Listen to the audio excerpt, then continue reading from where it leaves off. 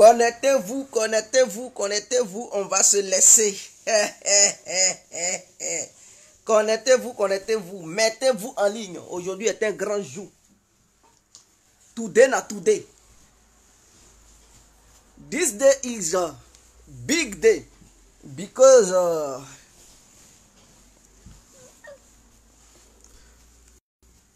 tomorrow is Côte d'Ivoire independence. Ah là là, ah là là, connectez-vous, connectez-vous, connectez-vous, partagez le direct massivement. Vous êtes à la maison, aujourd'hui est samedi. Aujourd'hui est samedi, donc je sais que vous êtes à la maison. Connectez-vous massivement, on va se laisser. Mettez-vous en ligne, on va se laisser en même temps. Mettez-vous en ligne, on va se laisser. Demain est le 7 août, indépendance, soit disant entre guillemets de la Côte d'Ivoire. Donc mettez-vous en ligne, nous allons adresser un message au président de la République de Côte d'Ivoire, son excellence M. Alassane Ouattara. Nous allons lui adresser un message. Ouais, le message du peuple, c'est très important. Le message du peuple, c'est très important. Donc connectez-vous, connectez-vous, connectez-vous. Putain, Seigneur, qu'est-ce que tu as foutu? Tu as jeté? Ok. Connectez-vous massivement. Connectez-vous, connectez-vous, connectez-vous. Ah tiens, mettez-vous en ligne, on se laisse en même temps. Mettez-vous en ligne. Partagez le direct partout. Partagez-le partout, partagez-le partout, partagez-le partout. Dans les groupes, sur vos murs. Bon, sans trop tarder, on va rentrer dans le but du sujet rapidement parce qu'on va parler de beaucoup de sujets aujourd'hui. C'est très important. Alors, bonjour, bonjour à tous et à tout temps. Pour tous ceux qui ne me connaissent pas, je suis l'incontournable, gars et gars complet, tout terrain, l'homme dont on parle, l'homme qui n'a pas fourré aux yeux, l'homme qui ne mâche pas ses mots. Vous pouvez aussi m'appeler devant la vie. L'homme n'est rien, gouverneur italien, docteur Modon, appelez-moi Boum Boum, laisse-moi mourir 5 heures plein droit, El Padrino, Camari, Dezo ou la Mouja. Alors, nous voilà à nouveau devant cette caméra pour nous adresser au président de la République de Côte d'Ivoire, son excellence, M. Alassane Ouattara. C'est très important. Et en dehors de ça, nous allons aller en Asie et venir en Europe pour parler un peu de ce qui se passe de façon générale et globale. Donc, on ne doit pas aussi ignorer la situation globale. Voilà, donc nous allons faire un petit commentaire sur ça. Alors, demain est le 7 août. Donc, à chaque 7 août, normalement, il y a un défilé militaire en Côte d'Ivoire. Si ce défilé veut bel et bien avoir lieu. Mais aussi le 7 août, soi-disant entre guillemets, l'indépendance de la Côte d'Ivoire. Ok. Et donc demain, il y aura un défilé militaire. Mais avant demain, il y aura un discours de la part du chef d'État. C'est-à-dire son excellence, M. Alassane Ouattara. Un discours que tous les chefs d'État ivoiriens tiennent à la veille de l'indépendance. Donc ce discours a pour objectif de rassembler et d'unir le peuple ivoirien. C'est très important, c'est ça. Et de situer la politique future du pays. Est-ce que vous comprenez?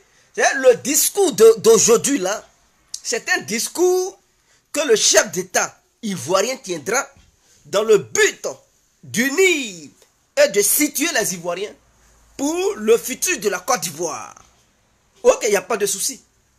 Mais on sait qu'au sein de notre société ivoire, je vais dire, au sein de la société ivoirienne, il y a des personnes orgueilleuses, des personnes haineuses et des personnes qui sont contre la paix. Je répète, des personnes qui sont contre la paix. Dans la vie,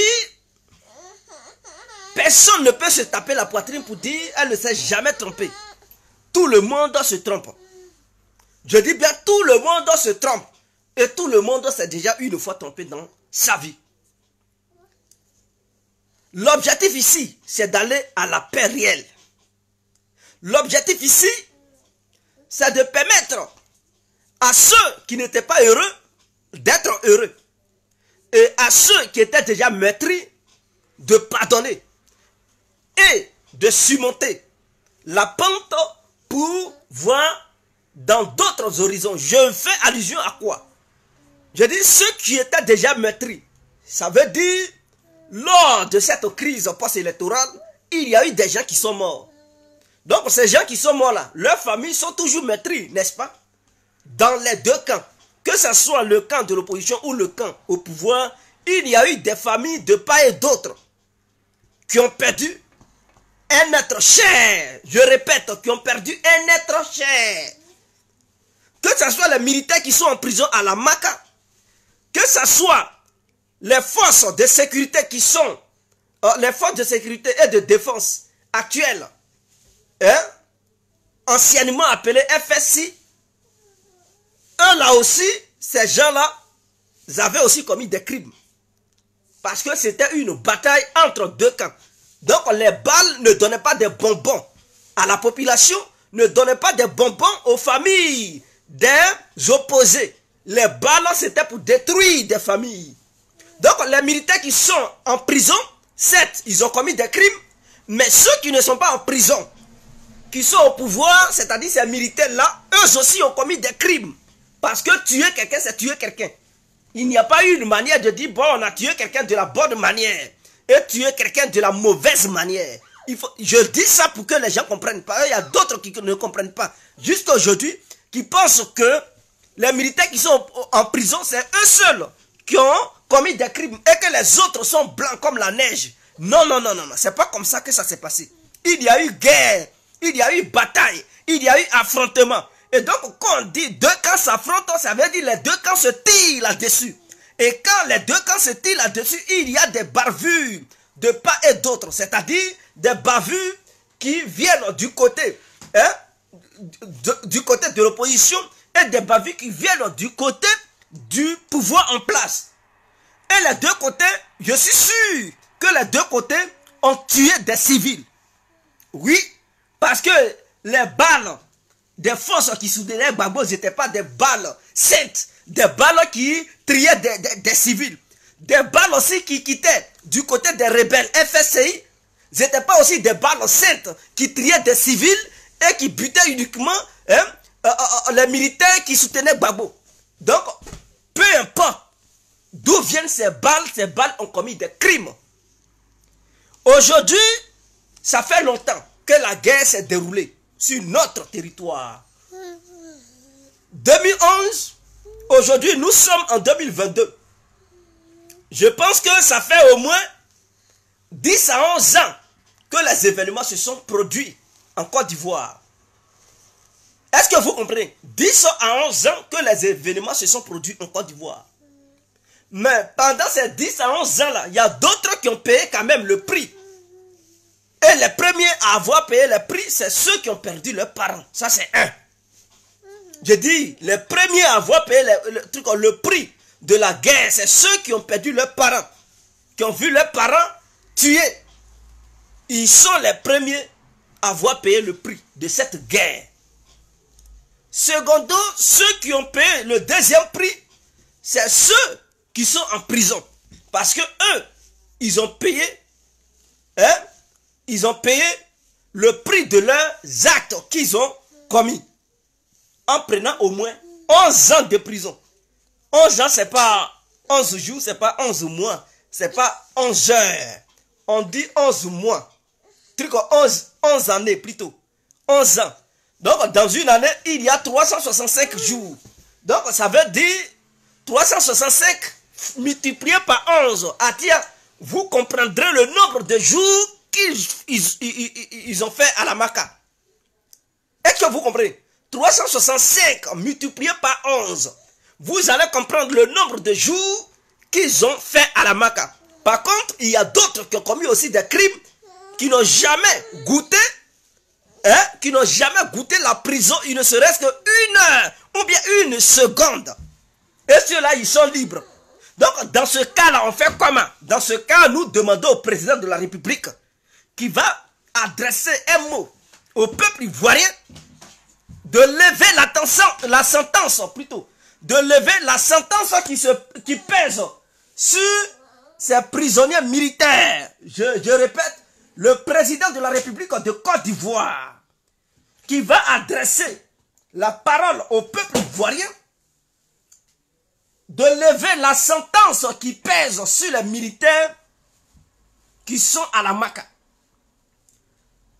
En signant en prenant un décret présidentiel pour leur accorder ne serait-ce qu'une liberté conditionnelle. Oui, ça se fait. La liberté conditionnelle pour voir leur comportement au sein de la société. Non.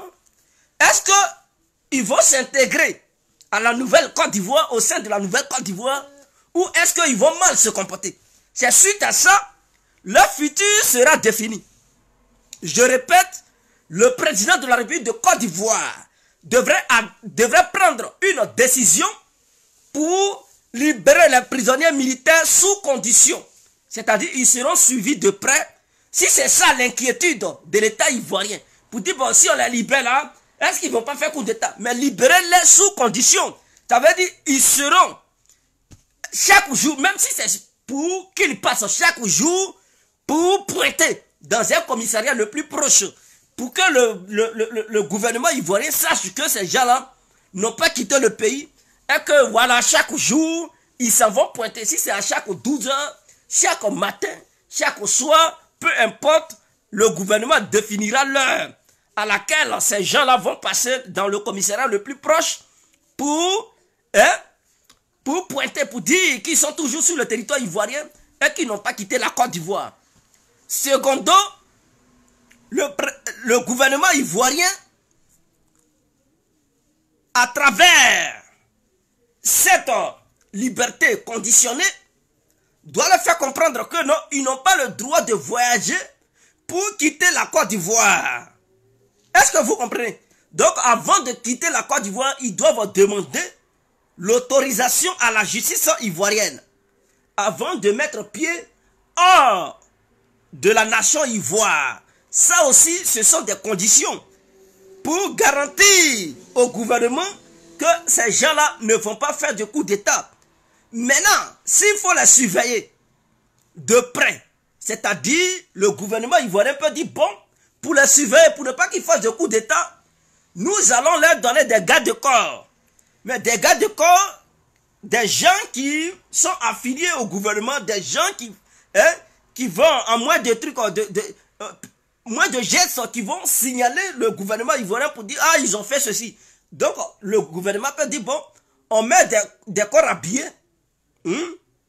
des corps habillés qui, je ne sais pas, mais des gens qui font confiance à Alassane Ouattara, qui font confiance au régime de Ouattara, pour que ces gens-là soient toujours auprès de ceux-là, pour ne pas que ces gens-là entament quoi que ce soit des magouilles, pour ne pas faire n'importe quoi. Donc, tout est possible. De quelle peur parlent certains leaders ivoiriens? Je pense que tous les moyens sont bons pour libérer ces gens-là. Tous les moyens sont bons pour libérer ces gens-là. Ceux qui inventent, oh non, une fois libres, ils vont faire coup d'État. C'est des gens qui sont haineux, qui ne veulent pas que ces gens-là sortent de la prison. Est-ce que vous comprenez? Pourtant, eux-mêmes là, si on leur demande d'aller en prison, ils ne pourront jamais aller là-bas. Eux-mêmes là, eux-mêmes, ils savent que être en prison, c'est pas facile. La prison est la chose la plus difficile du monde. C'est-à-dire quelqu'un qui œuvre à te mettre en prison, il faut le voir comme ton ennemi numéro 1. Parce que lorsqu'on rentre en prison, on peut mourir. Lorsqu'on rentre en prison, tout peut arriver. Lorsqu'on rentre en prison, on peut devenir fou. Lorsqu'on rentre en prison, donc la prison est la pire des choses qui puissent exister sur terre.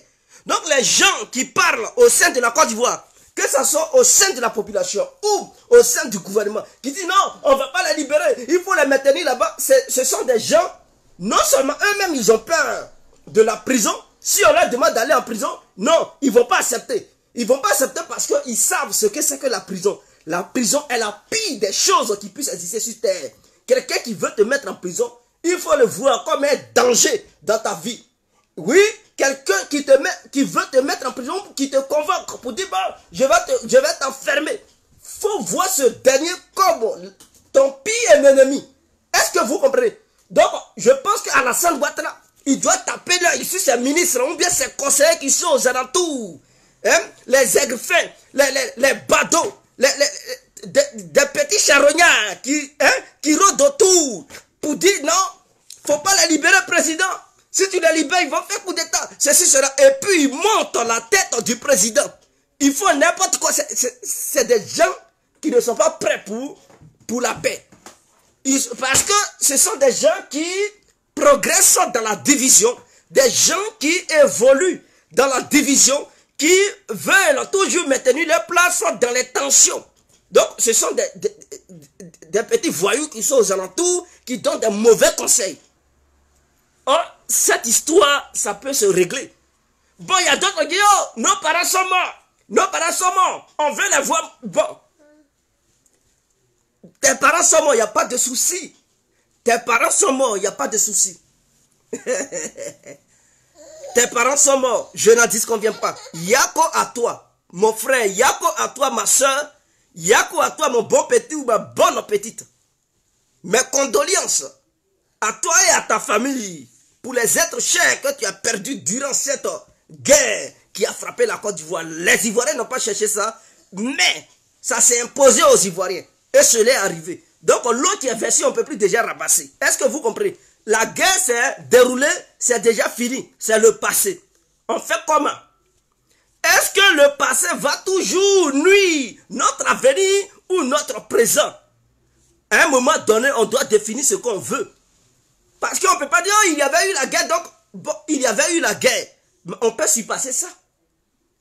Les guerriers sont morts. Autant d'Oufoué-Boye, mais est-ce que les guerriers, toujours, ils disent, non, Oufoué nous avait tués, donc, nous là, on veut se... Non. Les guerriers avaient été massacrés par milliers. Mais avec le temps, ils ont laissé ça. Parce que les guerriers veulent le bien-être de la Côte d'Ivoire. Ils n'ont pas dit, bon, comme notre leader et tout un peuple avait été assassiné au temps d'Oufoué-Boye. Donc nous là, on veut vengeance, on veut vengeance, on veut vengeance. Non. À un moment donné, il faut avancer. À un moment donné, il faut évoluer. Puisque dans cette crise, il y a d'autres qui ont payé et il y a d'autres qui n'ont même pas payé d'un petit iota. Est-ce que vous comprenez? Donc les familles ont pleuré. Ces familles-là, le gouvernement doit mettre une structure sur place. Bien surveiller à la lettre, à la seconde, à la minute, pour ne pas que des gens détournent les fonds pour subvenir aux besoins des familles. Hein, et pleurer, c'est très important. Pour subvenir aux besoins de ces familles-là, même si ce n'est pas pour réveiller leurs morts, mais pour les récompenser. C'est ce qu'on fait dans les autres pays internationaux. Dans les pays, quand il y a victime de guerre dans une famille, l'État récompense la famille. En Côte d'Ivoire, on ne fait pas ça. Même si on donne l'argent à des ministres qui sont nommés pour s'occuper de ça, ils prennent l'argent, ils envoient ça dans les paradis fiscaux, et puis ils ne sont même pas inquiétés. Et puis c'est le petit voleur de paix là, on le met en prison, on dit tu prends 20 ans. Or ceux qui volent des milliards du peuple, eux là, ils ne connaissent jamais la prison. Ils sont heureux, leurs enfants vont dans les grandes écoles, et puis bon, le petit voleur de trucs de moutons, lui il prend 10 ans, 15 ans. On le maltraite, on le fouette. À un moment donné, on doit combattre la corruption. On doit combattre la corruption. On doit combattre les haineux en Côte d'Ivoire. On doit les mettre hors d'état de nuit. Si tu ne veux pas qu'il y ait la réconciliation véritable, tu ne veux pas que les prisonniers soient en paix ou en liberté, on te vide de ton poste. On t'écarte, même si tu es le meilleur intello du pays, si tu es le meilleur homme intelligent, si tu es le meilleur conseiller, on te vide. Parce que tes conseils que tu donnes, ce sont des conseils pour le désordre, des conseils pour la haine. On doit combattre ces personnes-là. Et donc, je pense qu'Alassane Ouattara prendra une bonne décision. La preuve en est que il y a eu des rencontres entre les anciens dirigeants du pays et lui qui est le dirigeant à présent. C'est-à-dire, c'est déjà une preuve de bonne conduite, une bonne volonté de ses homologues dirigeants anciens ivoiriens. C'est-à-dire, je fais allusion à Bédié et à Gbagbo, qui ont croisé Alassane Ouattara, ils ont parlé. Depuis le retour de Gbagbo, il n'y a jamais eu de manifestation venant de Gbagbo pour dire oh ceci. Donc ce n'est pas quelqu'un qui est là pour semer le désordre. Depuis Bédié est là, depuis cette année 2021, 2022 est arrivé, depuis 2021-2022, avez-vous déjà vu Bédié semer le désordre? Avez-vous déjà vu Gbagbo semer le désordre? Au contraire, ce sont des gens qui prennent dans le dialogue, des gens qui veulent une réconciliation, hein, parce qu'un pays où il y a la paix, où il n'y a pas de guerre, où il n'y a pas de rébellion, c'est un pays qui se développe. C'est un pays qui devient fort militairement parlant, économiquement parlant, et sur le plan éducatif. Hein, ce pays devient fort. C'est quand il y a la guerre, la haine, la xénophobie, la division, que ce pays devient faible. Donc à un moment donné, on doit combattre les haineux et libérer des gens qui ont besoin de liberté. Je pense que le président ivoirien, ceux qui vont regarder ma vidéo, si ce sont les ministres, les conseillers, les services de renseignement ivoiriens, dites à Alassane Ouattara que le peuple ivoirien demande à Alassane de libérer les militaires. Faut pas, il va écouter ces militants qui sont dans son camp. Parce que si il se base aussi sur ces militants qui sont dans son camp, parmi eux, ce ne sont pas tous les Ivoiriens qui sont intelligents. Parmi eux, il y a des gens bornés, des gens qu'on manipule, des gens qui ne sont pas intelligents, des gens qui ne savent pas ce que c'est que s'unir, la réconciliation, quelle valeur cela a. C'est des gens qui ne comprennent pas. Quand on leur dit, oh, réconciliation, eux pour eux là, non, ça n'a, réconciliation ce n'est rien. Pour eux là, ce sont des armes. Voilà. Oh, oh, oh, ben là, il est boussé. Oh, ben, oh, oh, on se laisse. Ah, si vous êtes garçons, la fête erreur. Voilà des gens, ils ne sont pas intelligents, ils ne sont pas éduqués. Leur réflexion, leur raisonnement, ah, s'il y a erreur seulement, on se laisse d'un pays. C'est comme ça ils raisonnent. Donc, faut pas, le gouvernement ivoirien va se fier à certains de ses militants. Parce que je sais que ce ne sont pas tous les militants du RADP qui sont bêtes. Il y a beaucoup parmi eux qui sont intelligents, qui comprennent. Oui, qui comprennent le monde d'aujourd'hui, qui veulent aller à la paix. Mais beaucoup parmi eux aussi sont bêtes. Et beaucoup parmi eux ne comprennent rien du tout. Pour eux, il faut tuer les militaires qui sont dans ces prisons. Il faut les condamner même à mort. Ils n'ont qu'à périr là-bas, ils n'ont qu'à mourir. Mais s'ils meurent là, est-ce que c'est ce qui va ramener les morts en vie? Ça ne va pas ramener les morts en vie. S'ils sont libres, ça ne va pas ramener les morts en vie. Est-ce que vous comprenez? Donc, dans tous les cas, pour montrer que le RADP est un parti politique qui a remporté la guerre, qui est au pouvoir, mais c'est un parti politique non seulement qui est capable de pardonner à ses adversaires d'hier. C'est ça, on voit la grandeur, c'est là qu'on voit la grandeur d'un parti politique, et c'est là qu'on voit la grandeur d'un président. Oui, Alassane, il veut faire preuve de bonne volonté, mais qu'il aille jusqu'au bout. Il ne faudrait pas que des petits voyous lui battent la route, mettent des idées noires dans sa tête. Vous dites non, mais c'est le président.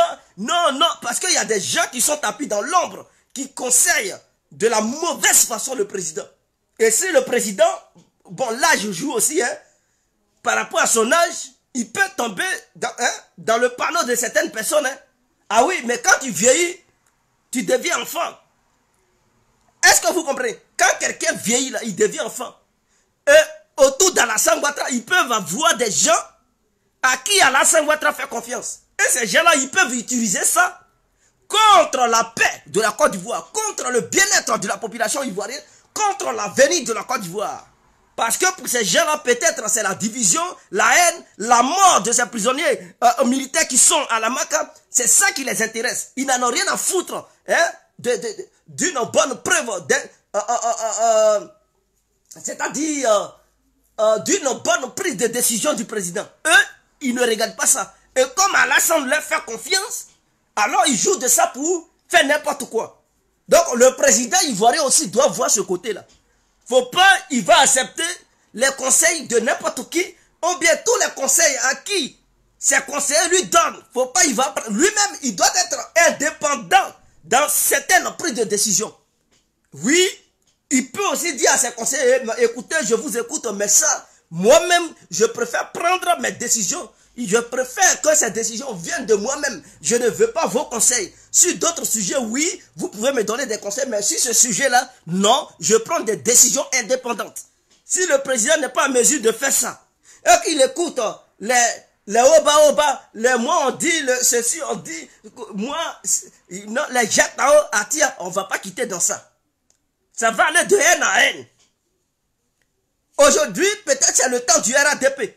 C'est le moment, pendant qu'Alassane vit, pendant qu'il est au pouvoir, c'est le moment de poser les bases d'une vraie réconciliation. C'est le moment de poser les bases d'un vrai parti politique qui est le RADP. Pour dire le RADP, quelque soit truc, le RADP est aussi capable.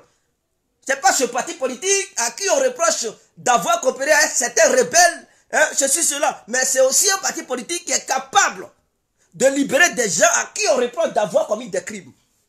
C'est aussi un parti politique qui est là pour réconcilier les adversaires d'hier.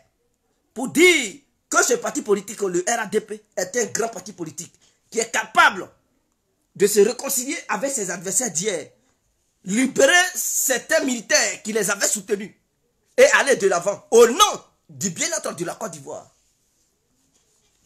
Au nom du bien-être de la Côte d'Ivoire. Moi, c'est ce que je vois. Donc, il faudrait qu'Alassane prenne des décisions. Parce que si les cadres du RADP veulent regarder les militants, le comportement des militants, on ne peut pas quitter ici. Il y a tellement de militants qui ne sont pas éduqués, qui sont bêtes, qui eux, leur réflexion, leur vision, c'est de faire la guerre, la guerre, la guerre. Donc si on veut regarder ces gens de militants, on ne peut pas quitter dans la guerre. Voilà pourquoi on dit leader. Quand les militants se comportent mal, les leaders doivent prendre des vraies décisions. C'est ça, on dit le leadership. Parce que quand tu es leader là, derrière toi, il y a des éléments qui te suivent. C'est-à-dire toute une population qui te suit. Mais là, parmi cette population-là, chacun a ses idées. Il y a d'autres qui sont suragités. Il y a d'autres qui sont des vats en guerre. En Ukraine, on les appelle les nazis. En Côte d'Ivoire aussi, il y a ces genres de personnes-là. Il y a des petits nazis en Côte d'Ivoire. Que ce soit au parti au pouvoir ou au parti de l'opposition, il y a des gens qui sont nazis.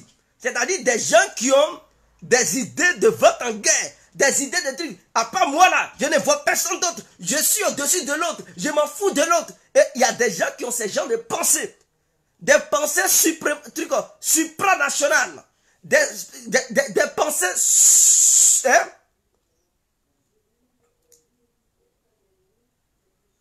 Supralistes, si on peut le dire ainsi.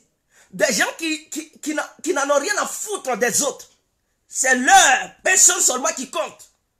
Mais il y a des nazis en Côte d'Ivoire. Que ce soit au sein des militants du RADP, il y a des nazis.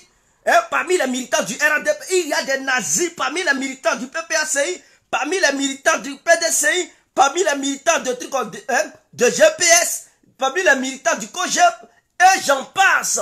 Il y a des nazis partout. Et même au sein de la population civile, il y a des nazis. Voilà pourquoi les leaders, ils sont bien. Un leader doit résister aux idées nazistes de leurs militants. Tracer la base pour dire c'est moi qui suis le leader. Je suis le leader. Tout ce que vous dites, non, je prends la décision, vous me suivez, on s'en va. C'est ça un leader. Ne vous laissez pas influencer par vos militants qui vont vous pousser à prendre des décisions négatives, des décisions qui ne sont pas bonnes pour le pays. Le gouvernement ivoirien doit comprendre ça. Ne regardez pas vos militants. Il y a certaines conditions où il faut aussi écouter les militants. Mais là, il s'agit de l'avenir de la Côte d'Ivoire. Il s'agit d'une Côte d'Ivoire unifiée. Parce qu'auparavant, on ne connaissait pas nordistes du sud. Non, tous les Ivoiriens étaient égaux, pareils, unis. Il n'y avait aucune division. Les gens se mariaient entre eux. Bon, les religions jouaient un petit rôle, mais au nom de cette unité, les uns et les autres ne tenaient même pas compte des religions. Des enfants résistaient aux déshydratats de leur famille. L'autre dit, oh, toi tu es chrétienne, tu ne peux pas marier musulman. L'autre, oh, tu es musulman, tu ne peux pas marier. Les enfants résistaient. Pour dire, oh, mais écoutez, les parents, ils aiment trop ça. Moi, c'est ça, j'aime. Je n'ai rien à foutre. Et puis, ils résistaient aux vœux des parents. Aujourd'hui, personne ne peut encore résister parce que la Côte d'Ivoire est divisée. Parce que les Ivoiriens sont divisés. Chacun, je suis musulman, je préfère musulman. Je suis chrétien, je préfère... Et c'est comme ça. À un moment donné, arrêtons ça. À un moment donné, arrêtons ça. Revenons à notre Côte d'Ivoire d'avant, où les gens étaient unis. Mais une Côte d'Ivoire d'avant au sein de la population, au sein de l'unité, mais une Côte d'Ivoire nouvelle par rapport à la sécurité, par rapport à la médecine, par rapport à l'éducation, par rapport à l'économie. Je veux une nouvelle Côte d'Ivoire.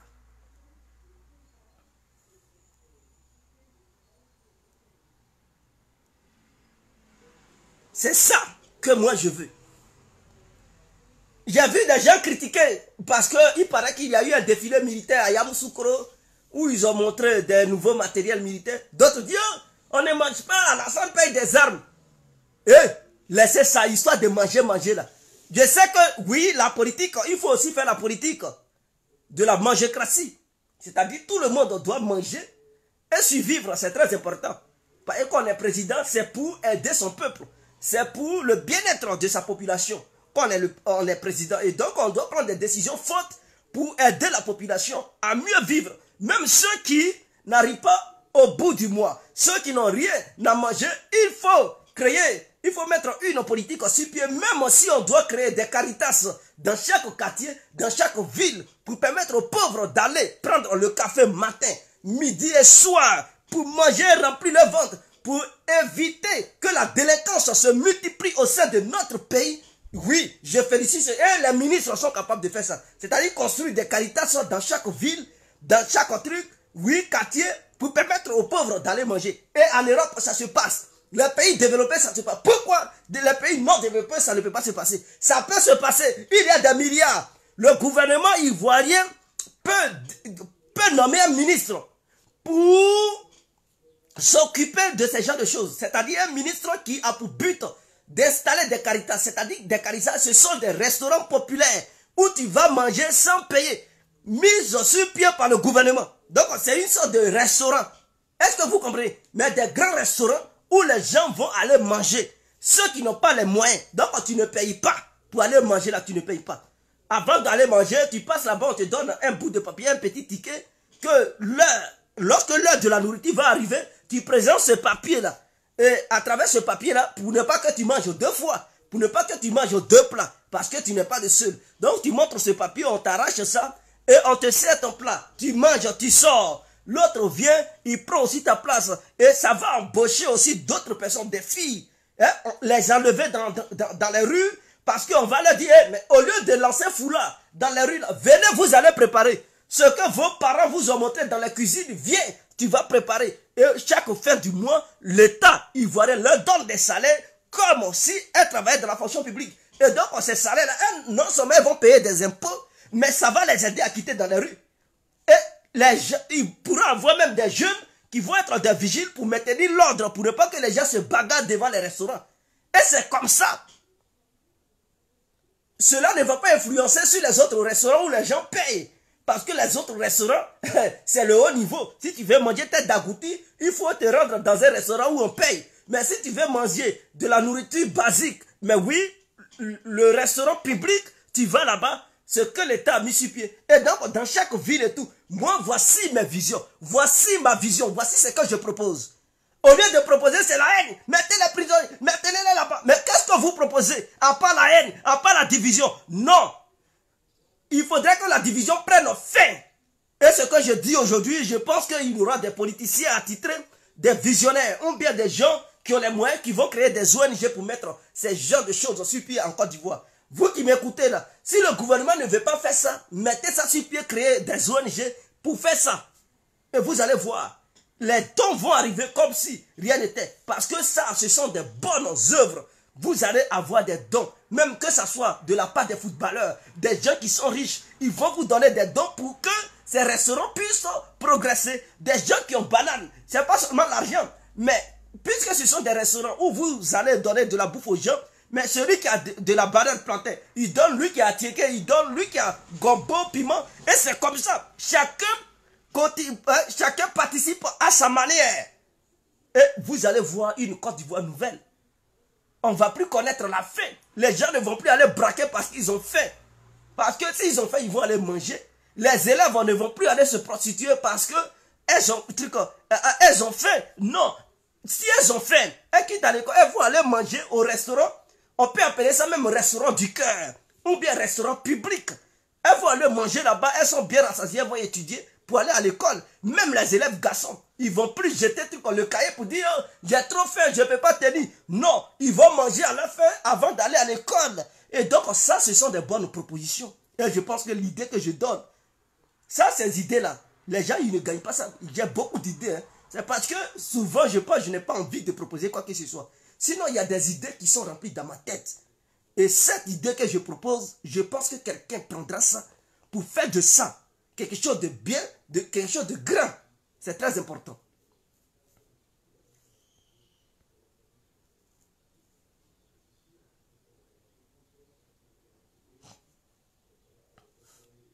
Alors, nous quittons la Côte d'Ivoire.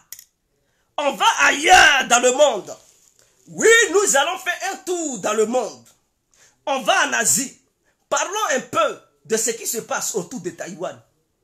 Oui, autour de Taïwan. Parce que pourquoi au début j'avais condamné Alassane Ouattara lorsqu'il avait pris position contre la Russie.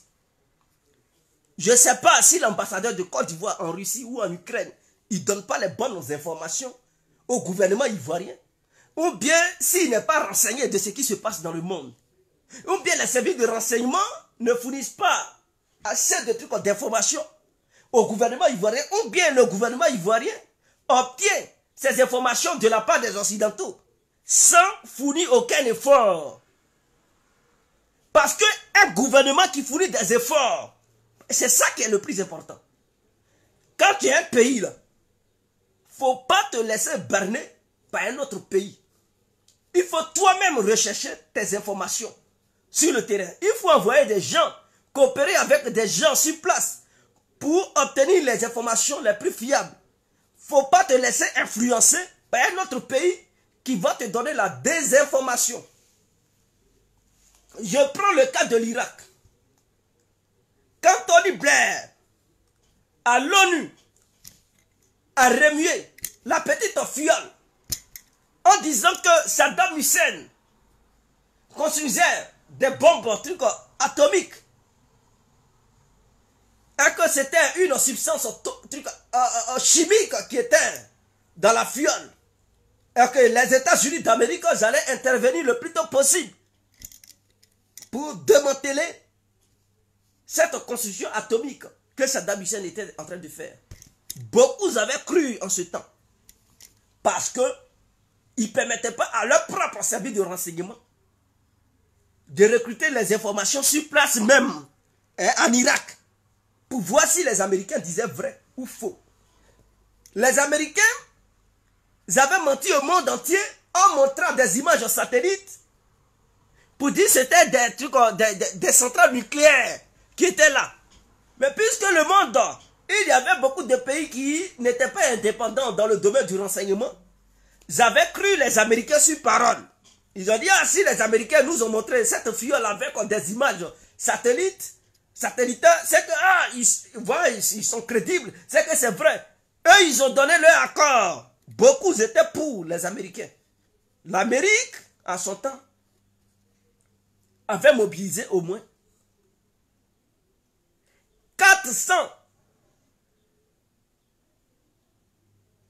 470 000 soldats, plus 30 000 soldats britanniques. Et les Ukrainiens qui crient aujourd'hui là, ils avaient aussi envoyé des soldats pour soutenir les Américains. Est-ce que vous comprenez? Les Australiens avaient aussi participé à cette opération. Au total, ça faisait 500 quelque chose de 1000 soldats qui ont débarqué en Irak pour démettre Saddam Hussein de son pouvoir, le prendre et l'exécuter aux yeux du monde entier.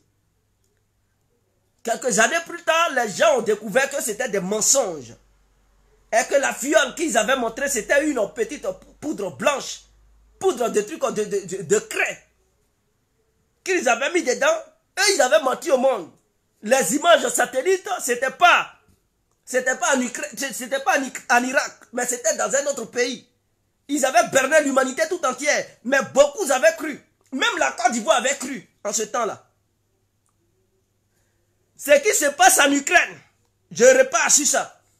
Alassane avait pris position contre la Russie. Au détriment des relations entre la Côte d'Ivoire et la Russie. Est-ce que les pays qui sont restés neutres là, ces pays ont eu des problèmes avec l'Occident? Ces pays n'ont pas eu de problèmes avec l'Occident. Au contraire, ces pays se sont mieux positionnés. Ces pays aujourd'hui sont libres de faire des affaires avec le monde entier. Mais la Côte d'Ivoire qui prend position n'est pas une bonne chose. J'ai toujours dit que la Côte d'Ivoire dans un tel truc n'a pas le droit de prendre position. Doit rester neutre. C'est ça notre indépendance. On ne doit pas s'allier aux autres pays parce que l'Occident a pris position. Nous comme des moutons aussi on prend position. L'Occident, c'est pas parce que c'est l'Occident que l'Occident a toujours raison. C'est pas parce que ce sont les Occidentaux qu'ils ont toujours raison. Leur prise de position, c'est la lumière. Non. Ça ne doit pas être comme ça. On doit être indépendant dans nos prises de position. Qu'est-ce que l'Ukraine a déjà fait dans l'histoire de l'Afrique?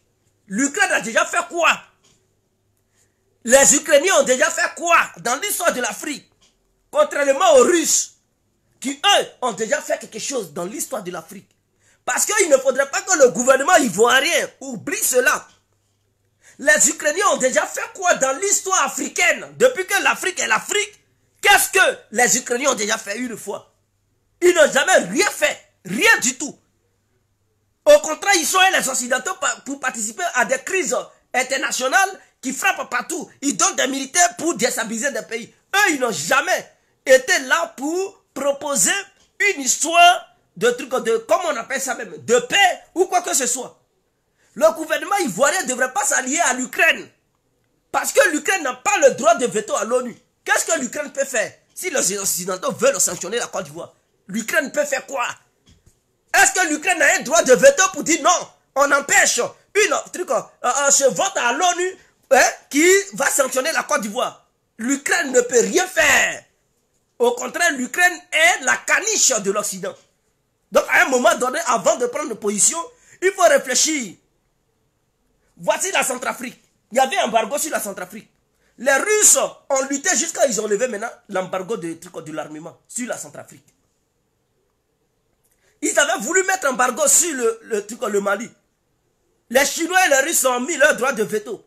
Ils n'ont pas pu mettre un embargo. C'était pour empêcher le Mali d'avoir les armes lourdes. Ils n'ont pas pu. Est-ce que l'Ukraine peut faire ça? L'Ukraine ne peut rien faire. L'Ukraine ne peut pas faire cela. Voici la Russie qui avait formé l'armée angolaise.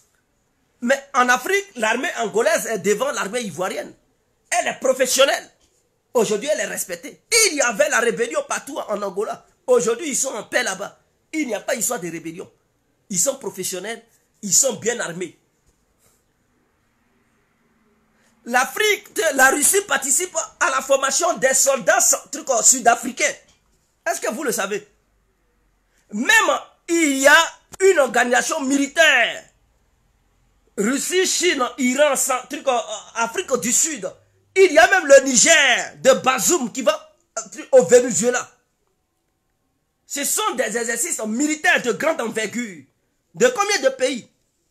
De 46 pays. Les pays latino-américains. Même le Niger de Bazoum est dedans. C'est ça. Malgré que Bazoum est pro-américain, pro-européen, mais il ne prend pas position pour condamner la Russie. Il reste neutre. Mais il pouvait dire, mais il y a des bases de l'OTAN dans mon pays, je vais avoir peur. Non. Mais il n'a pas pris position. Emmanuel Macron a tout fait. Bazoum a refusé de prendre position. Mais malgré ça, il s'en va participer à des exercices militaires avec le camp que l'Occident déteste. C'est-à-dire le camp oriental. Pourquoi la Côte d'Ivoire ne pouvait pas faire ça? Est-ce que nos exercices militaires, on doit limiter ça sur l'Occident? Il faut expérimenter d'autres choses. Oui, on coopère l'Occident, mais on doit aussi faire des exercices militaires qui ne sont pas les techniques occidentales. Voir aussi d'autres techniques dans le monde pour améliorer notre armée. Donc, à partir du 15 août, Au Venezuela, il y a des exercices militaires. L'Afrique du Sud, le Niger, la Russie, l'Iran, la Chine, hein, le Venezuela, je pense que Nicaragua, le Brésil, il y a même un truc, le Cuba, il y a plusieurs pays latino-américains, des pays africains qui sont impliqués, des pays du Moyen-Orient, des pays asiatiques. Donc, de 46 pays, du jamais vu. Et ils font ça sur le sol américain. Y compris des navires de guerre, des avions, des trucs. Chacun envoie ses soldats. Est-ce que l'Occident a déjà aidé la Côte d'Ivoire à participer à un tel exercice? Les exercices militaires qu'on fait, ce sont les soldats, petits soldats français qui vont en Côte d'Ivoire, ils font et puis ils tuent peu des gens. Est-ce qu'ils ont fait déjà participer à un exercice de grande envergure de l'OTAN à l'armée ivoirienne? Jamais, ils ne l'ont jamais fait. Ils ne l'ont jamais fait. Parce qu'ils ne veulent pas le professionnalisme de notre armée. Or, la Côte d'Ivoire pouvait, si elle était en bon thème avec tous les pays du monde, pouvait dire, bon, nous on veut aussi participer. La Côte d'Ivoire pouvait dire, bon, on donne au moins 2000 militaires pour aller participer, pour voir d'autres techniques de combat. Pour voir d'autres techniques de combat. Comment les autres procèdent. Pour voir d'autres armes qu'on n'a pas en Côte d'Ivoire. Pour voir, voilà, il faut voir tout, il faut exploiter tout. Et suite à ça, une fois le retour de ces 2000 militaires en Côte d'Ivoire, ils pourront donner leur savoir-faire, ce qu'ils ont vécu, ce qu'ils ont vu, transmettre ça à la nouvelle génération. Mais on ne le fait pas. Toujours c'est la technique de combat des militaires français. On a en Côte d'Ivoire. Donc le jour où la Côte d'Ivoire a un problème, la France sait comment les militaires ivoiriens se battent. Et puis c'est fini. Ils nous mettent ça au fond et puis on ne peut plus rien faire. Or si on a plusieurs techniques de combat, ça va être très difficile de nous combattre. C'est très important. On ne le fait pas. Donnez mes étoiles, vous ne donnez pas étoiles. Donnez-moi mes étoiles. Oui. Kakari, oui, ils tuent peu de gens. Des pauvres éleveurs, ils s'en vont, on dit c'est canon César, bouitis, et puis peu de gens meurent. Des gens qui ont souffert, qui ont payé les bœufs pour faire élevage, fusiller les bœufs. Et donc c'est déplorable. Donc voici un peu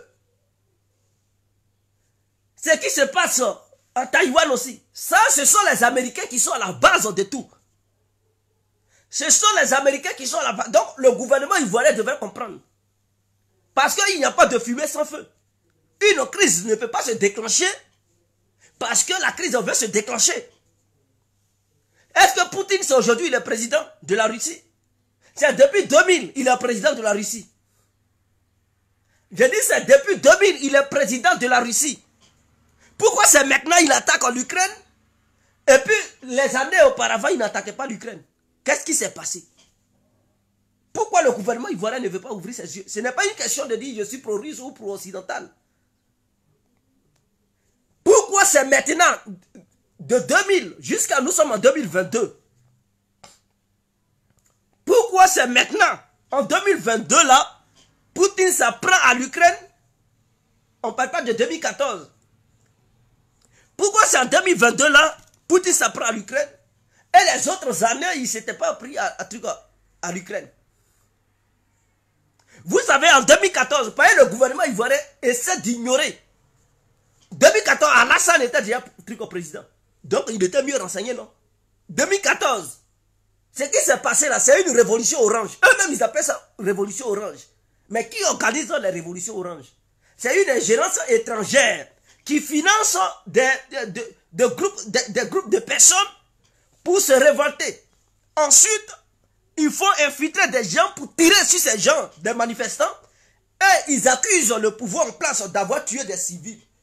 Pour provoquer une colère généralisée. Pour dire, ils tirent sur les civils. Et les médias prennent ça pour une propagande pas possible. Pour finir, le peuple finit par croire. Et ce peuple se révolte. Ça a été toujours leur méthode. Et ils ont fait ça. Quand ils ont fait ça, il y avait certains Ukrainiens qui n'étaient pas d'accord. Ils se sont révoltés. À Odessa, on les a brûlés vifs. Est-ce que vous comprenez? Oui, le gouvernement ivoirien n'a qu'à se renseigner. Odessa là. le nouveau gouvernement que les Occidentaux ont soutenu, leurs militants ont brûlé d'autres militants qui ne voulaient pas de ce gouvernement. Ils les ont brûlés dans un immeuble. Ils étaient dans un immeuble. Ils ont mis feu dedans. Mais ce nouveau gouvernement occidental n'a jamais retrouvé ces criminels qui ont brûlé des gens vifs. Et c'est ça la démocratie. Ils n'ont jamais retrouvé ces criminels qui ont brûlé d'autres Ukrainiens qui ne voulaient pas. Ils ont mis feu dans l'immeuble. Lui qui essayait de s'échapper, qui sortait, il tirait sur lui. Et les autres papas sont restés là-bas, le feu les a anéantis. Mais ils savent. Et ceux qui ont fait ça aujourd'hui, ils ont des grands postes au sein du gouvernement ukrainien. Ils n'ont jamais été poursuivis par l'Occident pour les traiter de criminels. Parce qu'ils aiment bel et bien utiliser le terme crime contre l'humanité. Mais ça, c'était quoi? C'était un crime contre des bestioles. Ou bien crime contre des animaux insensés. Non, c'était des crimes contre l'humanité. En brûlant des gens vifs, c'était des crimes contre l'humanité. Mais ils les connaissaient, ces Occidentaux. Ils n'ont jamais voulu les poursuivre. Et ces gens-là, ils étaient des pro-russes. Pourquoi? Comme ils étaient des pro-russes, on les brûle, ça ne va nulle part. Comme ils étaient des pro-russes, on les a brûlés, ce n'est pas allé quelque part. Mais par contre, ceux qui manifestaient à Kiev, quelques-uns qui étaient des pro-occidentaux, ils ont dit, oh, l'armée a tiré sur eux. C'était un tollé. Pour eux là, ça a valu même la chute du gouvernement. Pour eux là, il fallait traquer ceux qui avaient tiré sur ces militants. Mais de l'autre côté, comme ce sont les militants pro-russes, on les a brûlés vifs. Non, c'était normal. C'était des rebelles. Il fallait les brûler. Mais de l'autre côté, non. C'est un crime contre l'humanité. Vous comprenez? Donc, à partir de cet instant, l'Occident venait de s'immiscer dans le problème ukrainien et a bel et bien soutenu la révolution ukrainienne engendrée par l'Occident. Puisque Nuland, c'est quoi? Elle était ancienne secrétaire du truc d'État américain. Elle s'appelle Victor Nuland quelque chose. Elle est américaine. Elle s'est déplacée personnellement pour aller distribuer des vivres, donner de l'argent pour dire on vous soutient, pour renverser le gouvernement. Mais c'est quoi? C'est une ingérence au sein des affaires d'un pays, soi-disant indépendant. Donc un pays indépendant, on ne doit pas s'ingérer là-dedans. Mais de quel droit les Américains se permettaient de quitter chez eux pour venir soutenir une révolution? C'est comme si en Côte d'Ivoire, certains habitants se révoltent contre Alassane. Et un ministre français quitte là-bas, il vient en Côte d'Ivoire, il distribue des vivres pour dire oui, on vous soutient, révoltez-vous, vous allez faire chuter Alassane. Mais ce n'est pas une ingérence. Est-ce que le gouvernement Alassane Ouattara pouvait accepter ça? Est-ce que c'est acceptable? Mais c'est une ingérence. Ce qui veut dire que lui qui est venu distribuer les vivres et donner de l'argent, c'est lui qui est à la base de ça. Et que ce n'était pas la volonté du peuple. Et le gouvernement a chuté. Ce dernier a fui, il est parti en Russie. Parce que les Occidentaux ont refusé de le recevoir. Pourquoi? Si l'Occident n'avait rien à voir dans cette histoire de révolte, elle allait accepter de le recevoir. Mais elle a refusé. Et donc la Russie a dit, il n'y a pas de souci, tu peux venir. C'est comme Snowden, qui a cherché refuge en Occident. Les Occidentaux l'ont refusé. Il était obligé de fuir pour aller en Russie, qui lui accordait la protection. Est-ce que vous comprenez? Donc suite à ça, il y a d'autres qui se sont révoltés aussi à l'Est, qui ne voulaient pas que leur pays fasse alliance avec l'Amérique. Ils ont commencé à être combattus par le régime soutenu par les Occidentaux. Les Occidentaux ont commencé à former les militaires ukrainiens. Ils les amènent aux États-Unis, d'autres en Angleterre, d'autres au Canada, d'autres en France, d'autres en Pologne, d'autres en Turquie, d'autres en Suède, d'autres en Finlande. En tout cas, ils ont dispaqué des militaires ukrainiens à travers l'Occident pour leur donner des formations militaires différentes. Et après, ils les ramènent. Quand ils les ramènent, ils envoient des matériels de guerre pour dire combattez ces rebelles qui sont à l'Est. Matez-les, prenez un truc dans ce territoire. Donc l'Occident était impliqué. Ensuite, les Occidentaux ont envoyé leurs conseillers militaires, même des troupes en Ukraine. Ils étaient là-bas. Ils formaient les Ukrainiens. Et même souvent, sur les lignes de trucs de front, il y avait des militaires occidentaux qui participaient directement. Face à des gens qui parlent russe, des gens qui sont ukrainiens, mais qui, dans le passé, ils sont d'origine russe, qui demandent l'aide à la Russie. Comme quoi le gouvernement ukrainien et les Occidentaux ont fait coalition en train de les massacrer. Mais la Russie, en tant que grande puissance, va faire quoi? Elle doit rester là pour dire, oh, foutez-moi le camp? Non. Mais est-ce que quand Kiev a demandé aux Américains, aux Occidentaux, ils ne sont pas venus en aide au pouvoir ukrainien? Ils n'ont pas amené des trucs, des militaires, des formateurs, ils n'ont pas formé l'armée ukrainienne, ils n'ont pas donné des militaires, des armes de pointe à l'Ukraine. Mais pourquoi les autres, quand ils demandent l'aide de la Russie, c'est un crime? Les autres ont le droit de demander de l'aide, mais les séparatistes de trucs de l'Est, eux, ils n'ont pas le droit de demander des trucs de l'aide. Et ça a été toujours comme ça. Depuis 2014, il y a eu 13 000 morts. Est-ce que vous comprenez? 13 000 à 14 000 morts dans l'Est de l'Ukraine. C'est-à-dire, le pouvoir ukrainien a tué 13 000 personnes. Est-ce que les Occidentaux ont dénoncé ça? Les ONG avaient disparu. Pourquoi ils n'ont pas dénoncé ces crimes? Pour dire, mais le pouvoir central commet des crimes là-bas. Quand c'est en Afrique, quand il y a une rébellion dans un pays, quand le gouvernement central lance une opération, on dit, oh, ce gouvernement commet des crimes. Automatiquement, ils envoient des forces d'interposition pour empêcher ces crimes. Mais quand c'est l'Ukraine qui commet ces crimes, non. C'est normal, ils ne dénoncent pas ça. Au contraire, ils accompagnent les Ukrainiens. Vous voyez le double jeu. Donc, la Russie a beaucoup patienté. Poutine a beaucoup patienté. Depuis 2014 jusqu'en 2022, il a beaucoup patienté. Pourquoi en 2022 il agit? Pourquoi le gouvernement ivoirien ne voit pas ça? Il agit parce que, vous avez vu à la dernière minute, les avions militaires qui défilaient à Kiev. Mais si les Américains et les Occidentaux ne voulaient pas de guerre, au lieu d'envoyer des armes, faites défiler des avions militaires qui quittent au Canada, aux États-Unis, au Royaume-Uni, en France, en Pologne, en Allemagne, en Turquie. Ils envoient des drones Bayraktar, ils envoient des trucs, des missiles, anti-chars, ils envoient des missiles anti-aériens. Mais ils cherchaient quoi? C'est eux-mêmes qui préparaient la guerre. Hein? L'autre dit il fait une manœuvre militaire. Il n'avait même pas encore intervenu en Ukraine. Vous voulez que la guerre ne soit pas déclenchée. Qu'est-ce que vous faites? C'est de rassurer le pouvoir russe pour dire nous n'allons pas soutenir l'Ukraine à lancer une offensive contre l'Est. Parce que pendant que la Russie faisait des manœuvres militaires, les Occidentaux envoyaient des cargaisons d'armes lourdes en Ukraine. Les Ukrainiens multipliaient les frappes sur l'Est. Est-ce que vous comprenez? Sur les deux régions, Lugansk et Donetsk, les frappes ukrainiennes se multipliaient. Donc la Russie voyait là comme un danger. Poutine a bel et bien multiplié les démarches pour négocier avec les pays membres de l'OTAN au nom de la sécurité de l'Europe. Qu'est-ce qu'ils ont fait? Ils ont fait balader Poutine. Ils ont fait un non.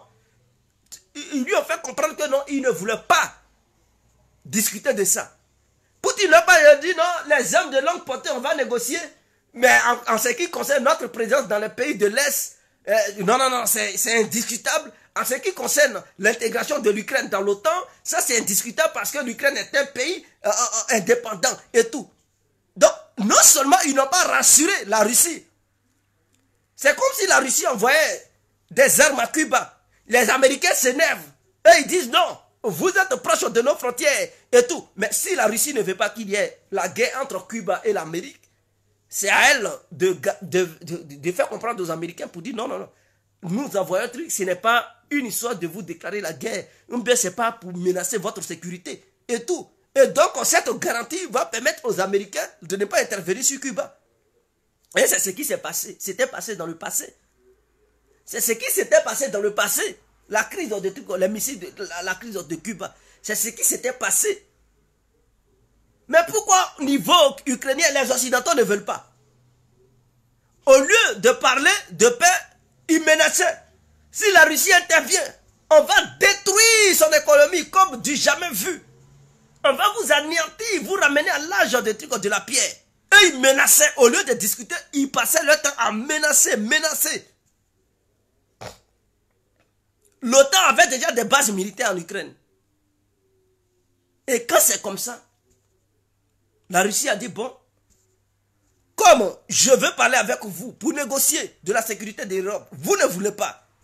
Et que vous traitez la Russie de trucs, une puissance régionale qui n'a pas le droit de discuter avec l'OTAN. C'est si cela. Nous sommes plus forts. Le budget américain de défense est 800 milliards. Pour l'OTAN, c'est tant. Donc nous sommes 1000 fois forts que les Russes. Ils peuvent rien. Économiquement parlant, la Russie, c'est le budget de l'Italie. Le PIB de l'Italie ou de l'Espagne. Donc on doit les sanctionner, détruire leur économie. Ça ne peut pas aller quelque part. Poutine a dit, bon, ok, comme vous ne voulez pas, il aura une intervention militaire, hein, comment on appelle ça même? Une opération militaire spéciale en Ukraine. Voilà comment ça s'est déclenché. Donc ceux qui ont provoqué, ce sont les Occidentaux, qui soutenaient le régime de Kiev et qui continuent toujours à les soutenir. Donc les gens disent, oh, mais depuis là, la Russie ne fait truc. Mais la Russie n'a pas déclaré une guerre ouverte à l'Ukraine. Est-ce que vous voyez la Russie utiliser toute sa force militaire sur l'Ukraine? Mais non. Vous n'avez pas vu le défilé truc naval? Est-ce que ce sont tous les navires, tous les sous-marins russes qui participent? Non. À cette opération. La Russie a beaucoup de sous-marins. Hein. Il y a des sous-marins nucléaires, des sous-marins trucs diesel, des sous-marins lanceurs de missiles de croisière. Ils sont nombreux. Ils ont au moins, comme là, 60 sous-marins. Ou bien 70 sous-marins. Les Russes ont 70 sous-marins comme ça. Est-ce que les 70 là participent aux opérations militaires en Ukraine? Et ils viennent de mettre le plus gros sous-marin au monde dans l'eau. Est-ce qu'ils participent à ça? C'est 2 sous-marins seulement qui participent. Le reste des sous-marins ne participent pas. Ils sont dans les grandes eaux, hein, dans la mer Méditerranée, dans la mer Rouge et tout. Ils circulent à travers le monde. Ils ne participent pas aux opérations.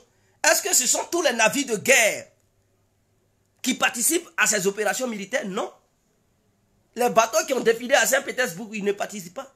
Il y a des bateaux qui sont en Syrie, la base navale syrienne.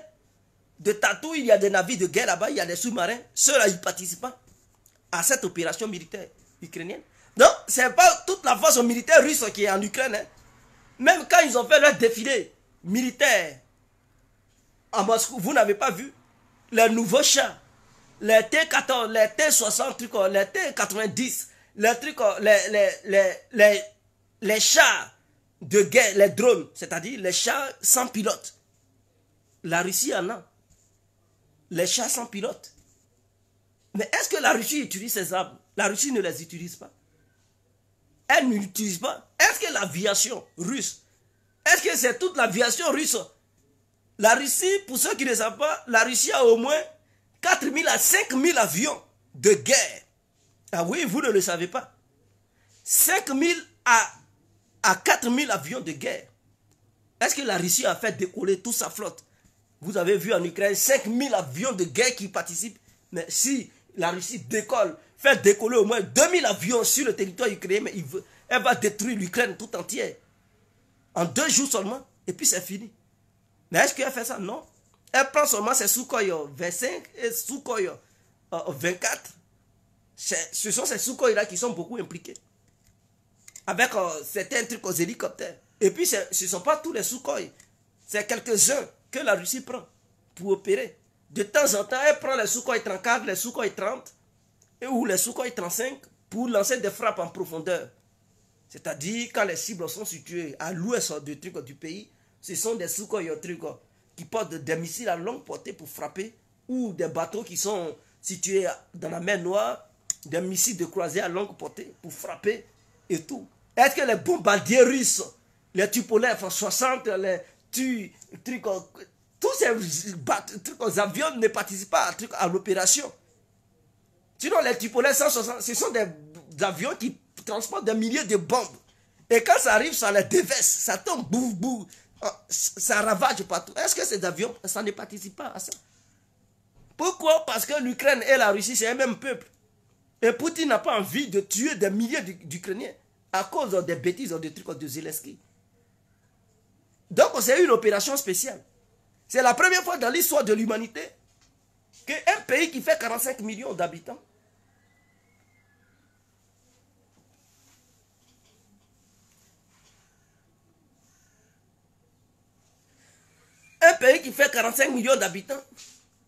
soit attaqué par une armée de 170 000 personnes.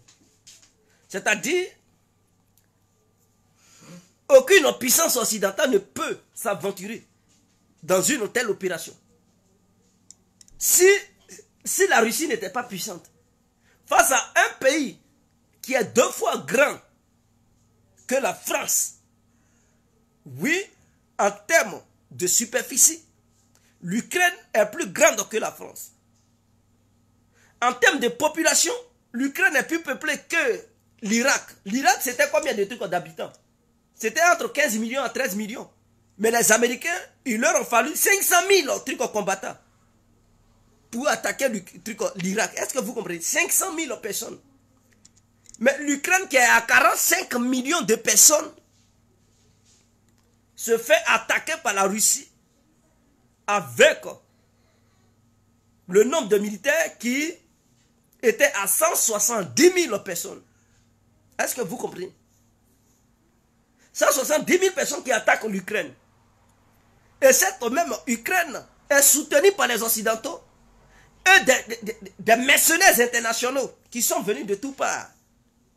Donc, c'est-à-dire, si la Russie n'était pas une superpuissance, il y a longtemps, les Russes avaient déjà été chassés de l'Ukraine.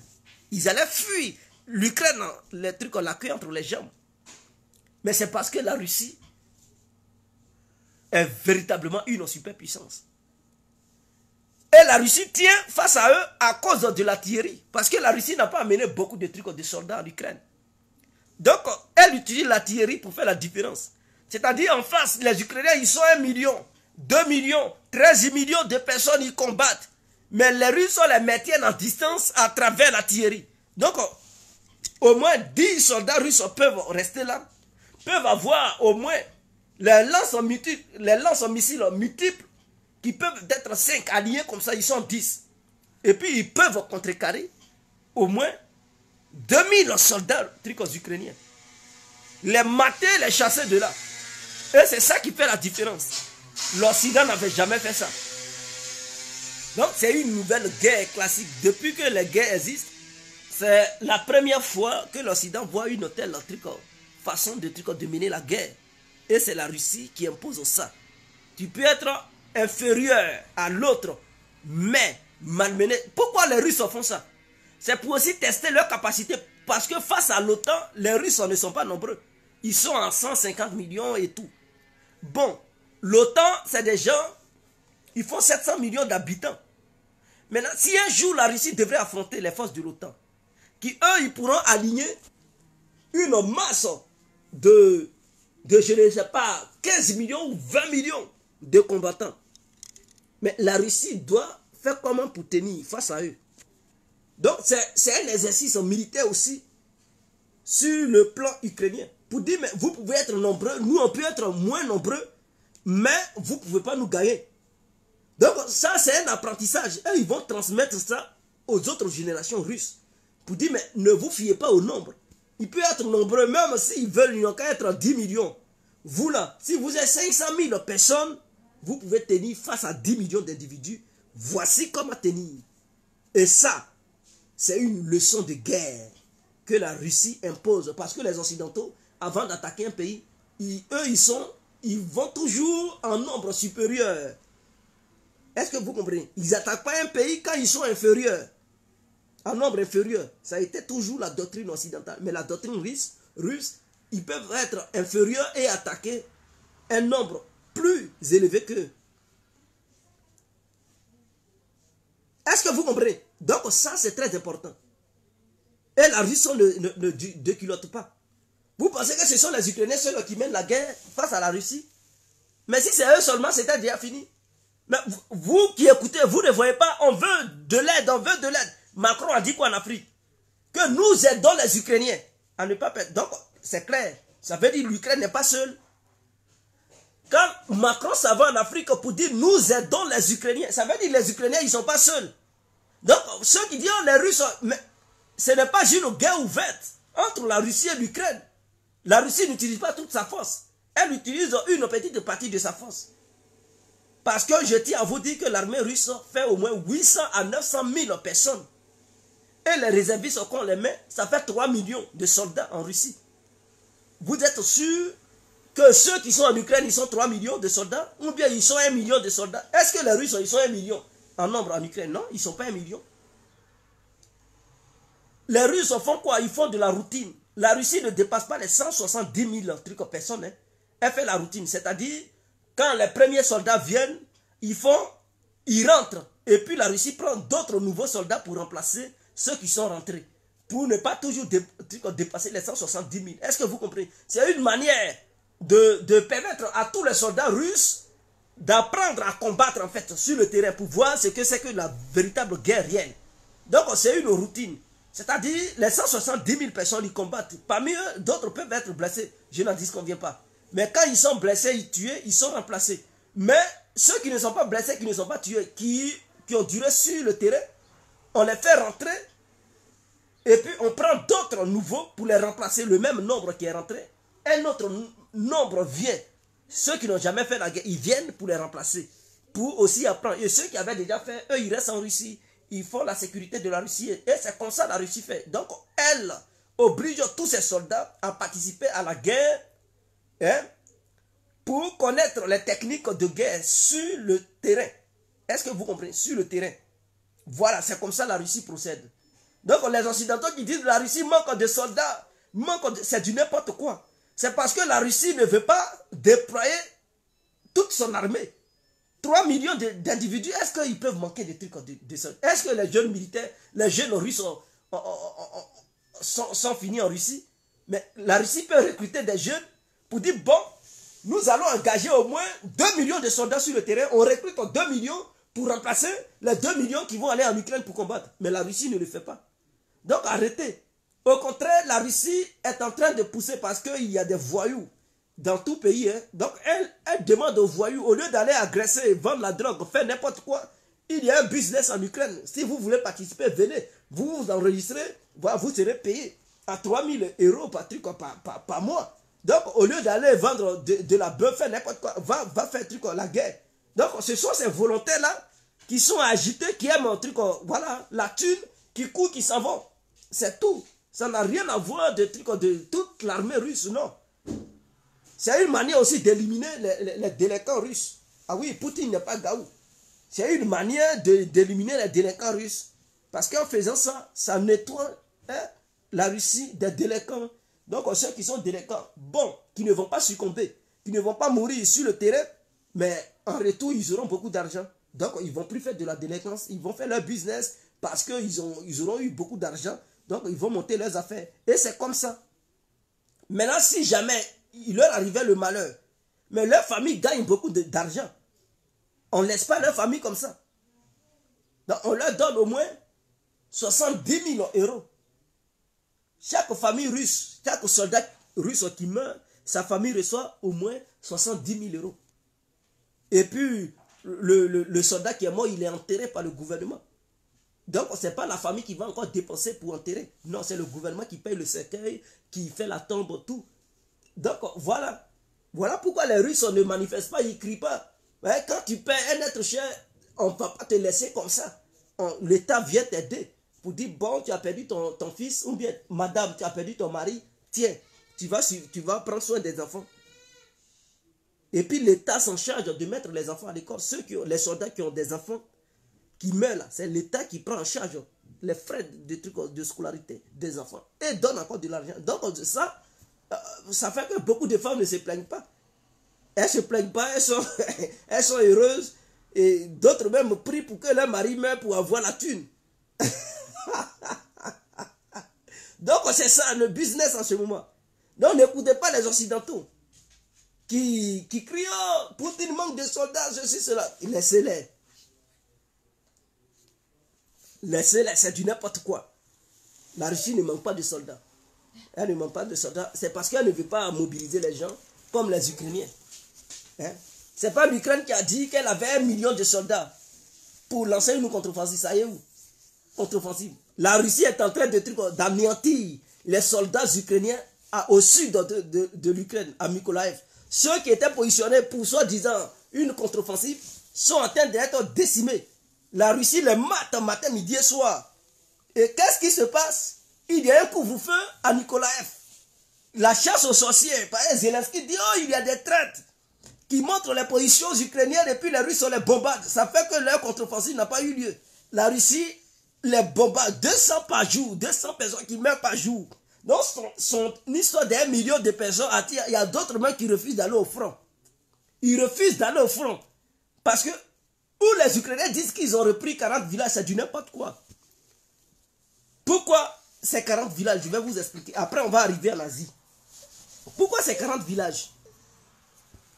En fait, la ligne de front était trop proche de Mykolaiv. Les Russes et les Ukrainiens se faisaient face. Est-ce que vous comprenez? Et ils étaient face à face. Ça fait que les Russes avaient du mal à se défendre. Eux, ils ne parlent pas des Ukrainiens. Ils frappaient les Ukrainiens. Mais quand les Ukrainiens attaquaient, pour se défendre, c'est tout un problème. Parce que les systèmes de défense aérienne, il faut une certaine distance pour calculer hein, l'arrivée des missiles quelconques pour les abattre. Mais quand vous êtes proche, l'autre il lance le missile, mais ton missile ne peut pas intercepter le missile de l'autre. Puisque vous êtes côte à côte, et puis ce ne sont pas les missiles artisanaux, les missiles artisanaux,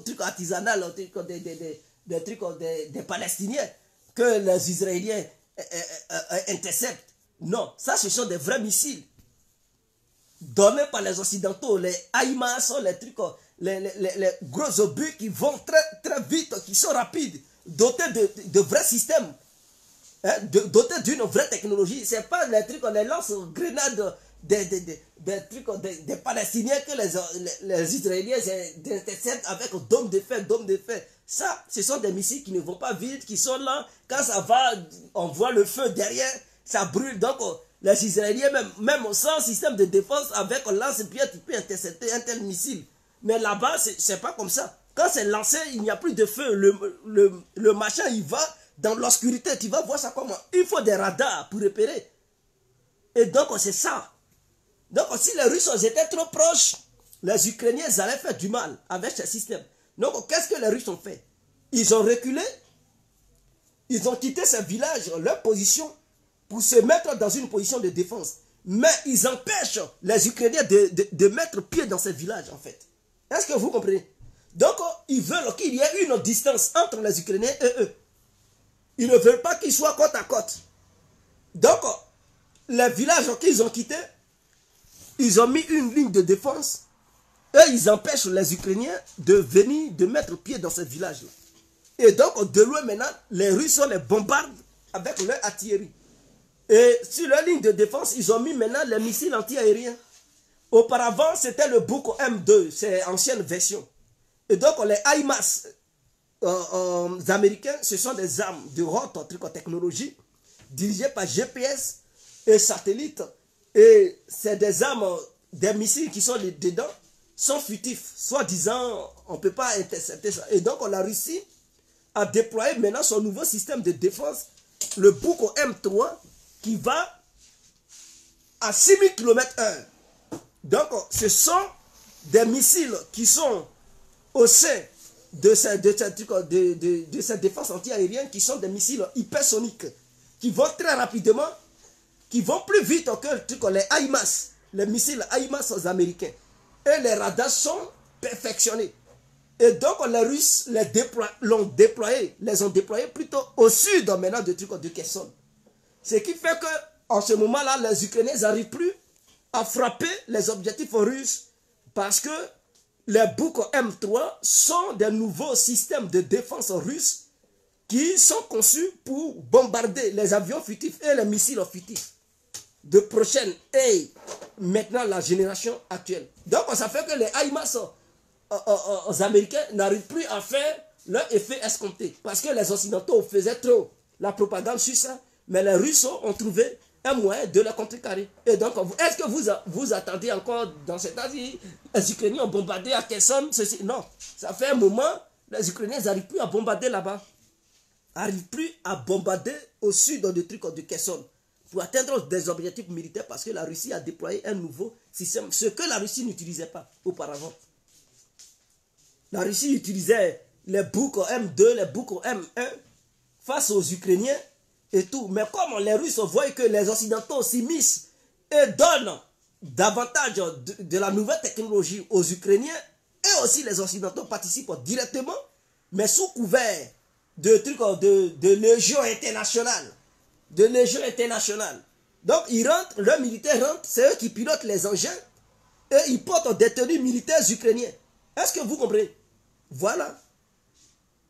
Donc c'est ça. Ils se cachent là derrière les Ukrainiens avec leur tenue. Et ils font n'importe quoi. Donc les Russes trouvent les parades. Ils avaient même piraté le système HIMARS des Américains pour éviter que ce système tire. Donc voici ce qui se passe.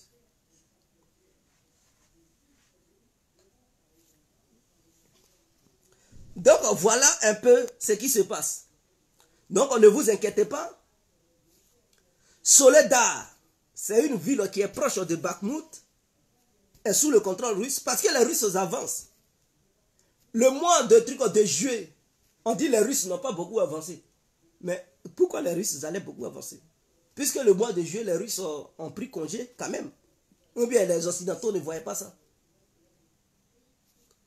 Ils avaient pris congé, non? Donc, ils n'avaient pas mené leur opération. Ils avaient mené leurs opérations. Ils avaient mené leurs opérations et après, ils ont dit, bon, leurs soldats allaient partir en congé. Ils ne menaient plus de trucs d'offensive. Donc, le mois de juillet a été un mois où la Russie n'a pas mené beaucoup d'offensives. Mais malgré cela, la Russie a occupé un terrain de 165 km. 165 km, ce n'est pas petit. Hein? Quand vous êtes en truc, vous pensez que les Russes n'avancent pas. Mais 165 km en un mois où ils n'ont pas lancé une grande opération, mais c'est énorme. C'est comme si tu quittais Divo pour aller à Tia-Salé. Un territoire comme ça, attends. Divo Tia-Salé, tu récupères un tel territoire. Mais c'est grand quand même. 165 km en un mois. On dit non, c'est pas beaucoup. Oui, c'est beaucoup. C'est beaucoup. Donc arrêtez ça. C'est beaucoup, 165 km en un mois. C'est énorme. Donc voilà, la Russie récupère des terrains quand même. Ça récupère des... Parce que quand ils font la propagande, Ukraine contre-offensive. Depuis là, ils disent contre-offensive, ça fait combien de mois? Depuis, ils donnent des armes. Les armes occidentales changent. L'Ukraine a déjà repris combien de villes? Ça va changer. Ça, c'est de la propagande.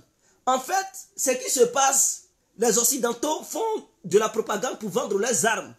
Pour faire croire au monde entier que leurs armes sont d'une haute technologie, des armes opèrent, que les Russes n'ont pas et qu'eux, ils ont. Donc, ça va exciter des États africains qui ne connaissent rien pour aller acheter leurs armes, en fait. Le César, là, c'est arrivé où? Est-ce que vous attendez encore parler de César? César, ils ont fait tapage matin, midi et soir. C'est parti où? Ça a été anéanti, ce n'est pas allé quelque part.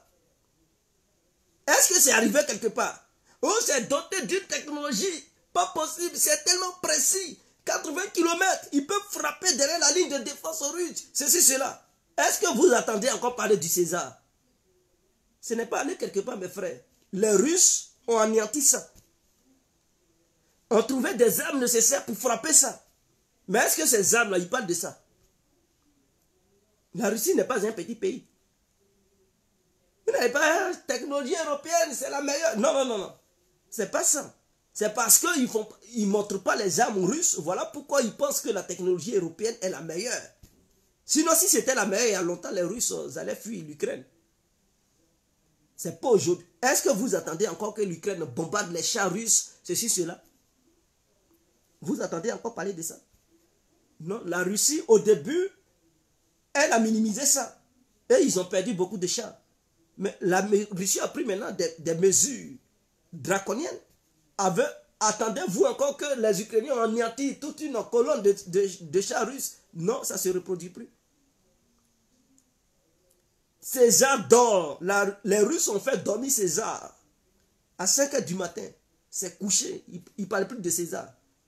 Mais les Africains, peut-être d'autres régimes africains, se sont fait influencer par la propagande occidentale, disant que le César, c'est le meilleur. C'est la meilleure des... Ça y est où? Ça y est où César? C'est 20, ça y est où? C'est parti où? Est-ce que les Ukrainiens même parlent encore de ça? C'est fini. Finito. César est devenu lézard. Donc, laissez-les. Quand ils disaient que non, les Russes n'ont pas des missiles à longue portée, des lance-missiles, des lance-roquettes multiples de longue portée, laissez-moi vous dire que lance-missiles multiples, ceux qui ont créé ça pour la première fois, c'est l'Union soviétique. Tous les autres pays ont suivi l'Union soviétique. Est-ce que vous comprenez? L'Union soviétique a créé les lance-missiles multiples. Auparavant, les gens se battaient avec des chevaux. Auparavant, les gens se battaient avec des canons douille. Pour la première fois où les lances multiples, missiles multiples sont utilisés, c'est l'Union soviétique qui a utilisé ça contre l'Allemagne. Ce que l'Allemagne n'avait pas. C'est ça qui a fait la différence. Quand l'Union soviétique a mis pied à Berlin, c'était les missiles, les hommes de Staline. Pour la première fois dans l'histoire. Ça n'existait nulle part. Aucun pays puissant n'était doté d'une telle arme. Les hommes de Staline. Donc c'était une pensée soviétique de créer ça. Et quand elle a créé ça, ça a marché. Et ça lançait des milliers de roquettes en une minute. Donc Hitler son armée était désemparée de voir une telle puissance de feu. Parce que les chars ne faisaient plus rien. Tu peux tirer pour douille, mais les hommes de Staline, dans un seul véhicule, les missiles sortent. Les soldats allemands, ils commencent à fuir. Ils disent, devant une telle puissance de feu, moi je m'en vais à Berlin. Ils ont commencé à fuir les villes. Ils ont commencé à fuir le pays qu'ils avaient occupé. Les Russes les ont poursuivis, les Soviétiques les ont poursuivis jusqu'à Berlin.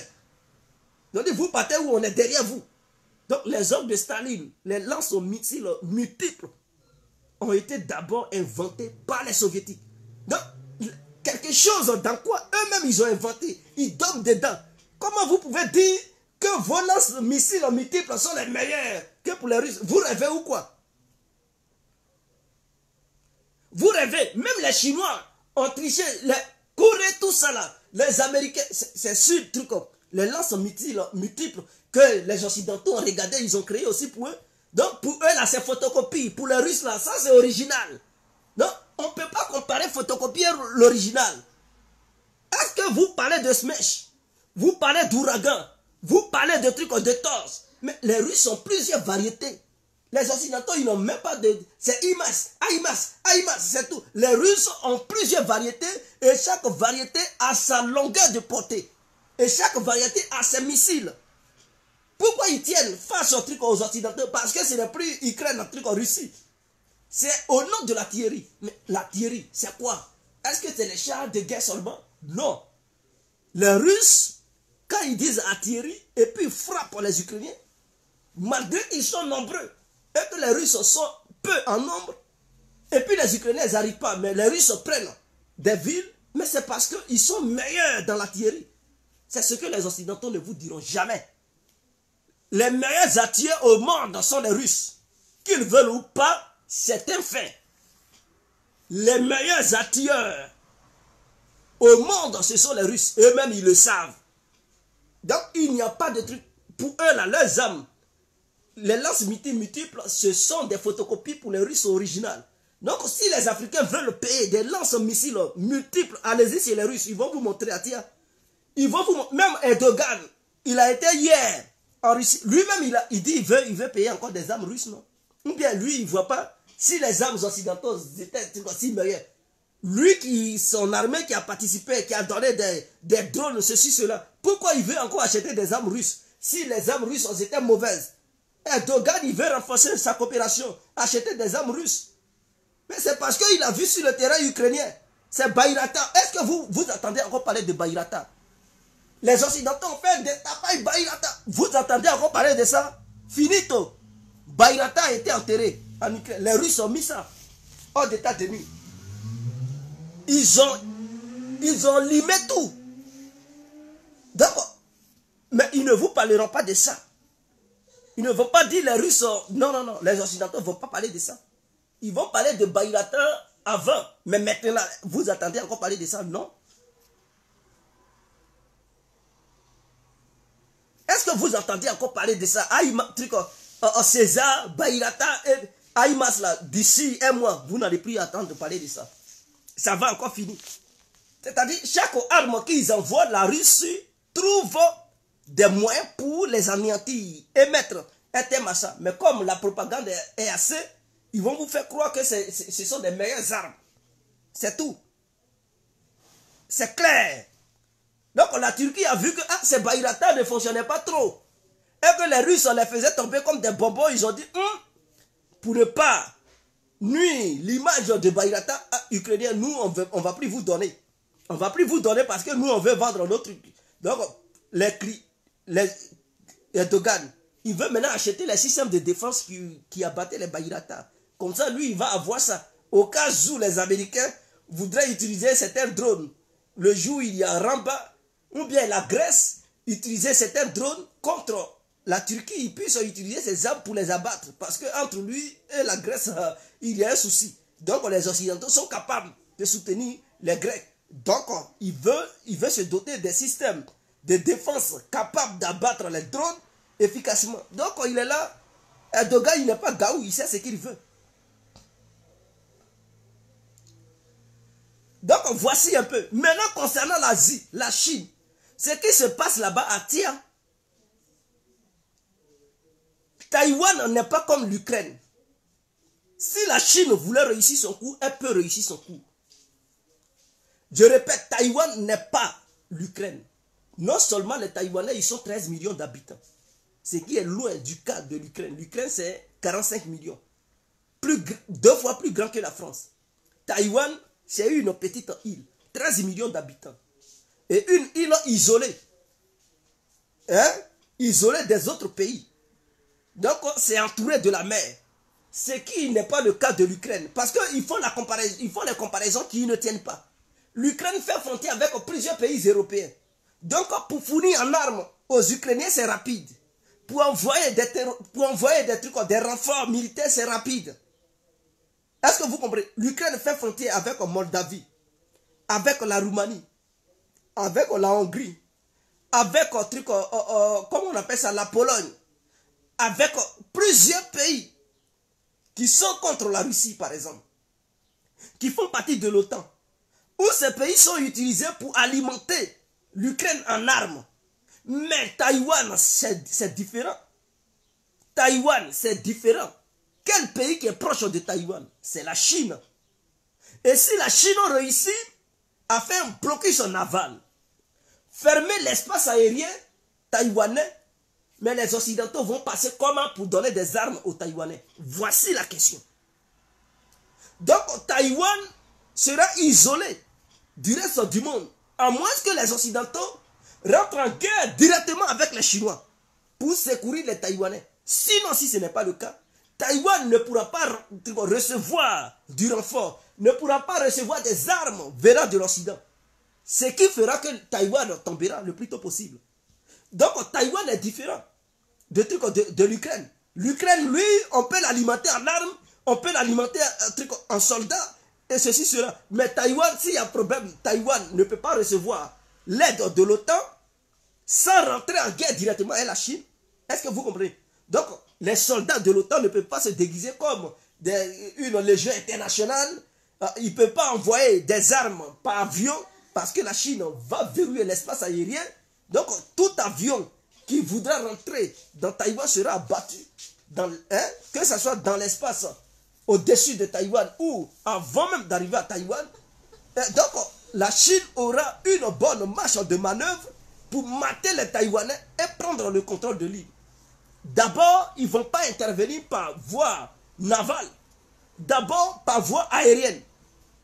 Et les bombardements depuis des navires à longue distance, c'est-à-dire s'ils ont des missiles qui vont à 2000 km, ce que les batteries anti-navires, peut-être les Taïwanais n'ont pas ça. Donc les navires chinois doivent se situer à une distance de 2000 km ou bien à 1500 km. Ils n'ont qu'à demander aux Russes pour leur fournir des missiles au calibre qui ont une portée de 2000 km. Donc ces navires vont rester très loin pour commencer à frapper l'île avec des missiles. Des missiles, comment on appelle ça ces missiles? Depuis des navires, ils bombardent Taïwan, des points stratégiques, les bases militaires. Et depuis les airs, ils utilisent des avions pour faire des bombardements aériens massifs. Est-ce que vous comprenez? Donc les batteries côtières anti-navires que les Taïwanais vont mettre aux alentours de l'eau, puisqu'ils n'ont pas encore miné les plages, comme les Ukrainiens l'ont fait, ils ont mis des mines partout.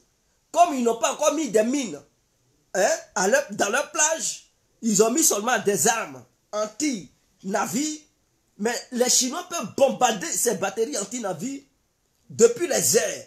Donc, ils restent à une distance où les batteries anti-aériennes, comme on appelle ça, taïwanaises, ne vont pas arriver.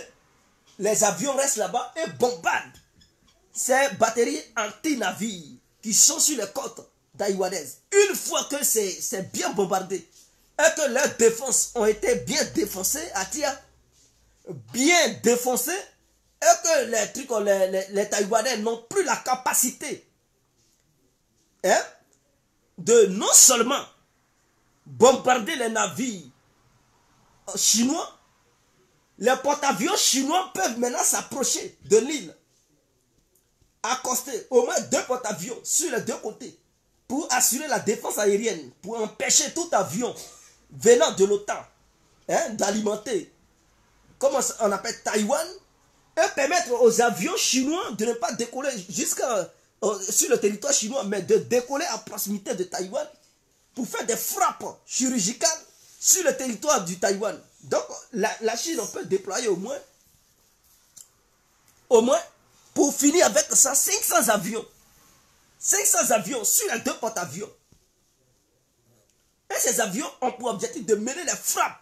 Et les sous-marins doivent s'approcher même des côtes. Parce que Taïwan, une fois que ses défenses sont détruites, n'aura plus les moyens de détruire les sous-marins. Donc les sous-marins chinois auront pour objectif d'entourer Taïwan et de veiller sur les sous-marins de l'OTAN.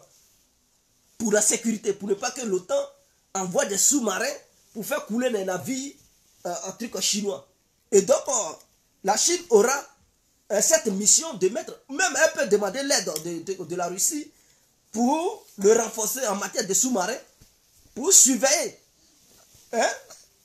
les eaux qui sont aux alentours de Taïwan, pour ne pas que il y ait des incursions de sous-marins de l'OTAN, pour les éloigner. Parce qu'une fois que la menace est là, les sous-marins de l'OTAN vont s'éloigner, vont rester très loin. Pour leur faire comprendre que si vous venez, on va couler vos sous-marins, vous approchez vos navires, on va les bombarder. Donc on est prêt à la guerre. Quand c'est comme ça, le message est clair. Les Occidentaux vont réfléchir 2 fois. Parce qu'ils vont comprendre que Taïwan n'est pas l'Ukraine. Et qu'il n'y a pas voie terrestre où on peut prendre des trains, on peut prendre des véhicules pour alimenter ou bien faire n'importe quoi. Est-ce que vous comprenez? Donc, une fois que cela est clair, Taïwan chutera. Ensuite, il aura des navires pour permettre aux blindés chinois d'accoster sur les plages et envoyer des commandos sous-marins qui vont traverser, qui vont passer sous l'eau eux, ils vont déjà rentrer dans Taïwan sans blindés, mais avec des sacs à dos, des munitions bien remplies, avec des armes lourdes. Ils vont rentrer au sein de Taïwan et les complotistes qui sont à Taïwan, ils vont déclencher les hostilités. Pendant qu'il y a des combats au sein de Taïwan, mais la Chine fait avancer ses blindés et les blindés vont rentrer dans Taïwan. Et maintenant, les combats vont se passer dans Taïwan. Pendant que Taïwan est occupé en train de mener les combats, mais les renforts chinois vont venir, débarquement, les gens ils vont rentrer seulement et le régime taïwanais va tomber parce que la présidente taïwanaise n'aura pas le temps de prendre l'avion pour fuir. Son avion sera abattu, sera mis hors d'état de nuit. Ce qui fera que elle ne pourra pas fuir. Ils vont mettre la main sur elle et la prendre pour l'enfermer sur le territoire chinois. Voilà, donc voici un peu. Mais ce qui mettrait aussi en mal les Occidentaux. Pourquoi? Parce que les semi-conducteurs sont fabriqués en Taïwan. Donc, si la Chine met la main sur Taïwan, les Occidentaux ne pourront pas faire la grande gueule. Ils ne pourront pas menacer la Chine de la manière dont ils ont menacé la Russie. Parce qu'ils auront besoin des semi-conducteurs pour leur technologie. Maintenant, s'ils menacent la Chine peut leur couper cette histoire de semi-conducteurs.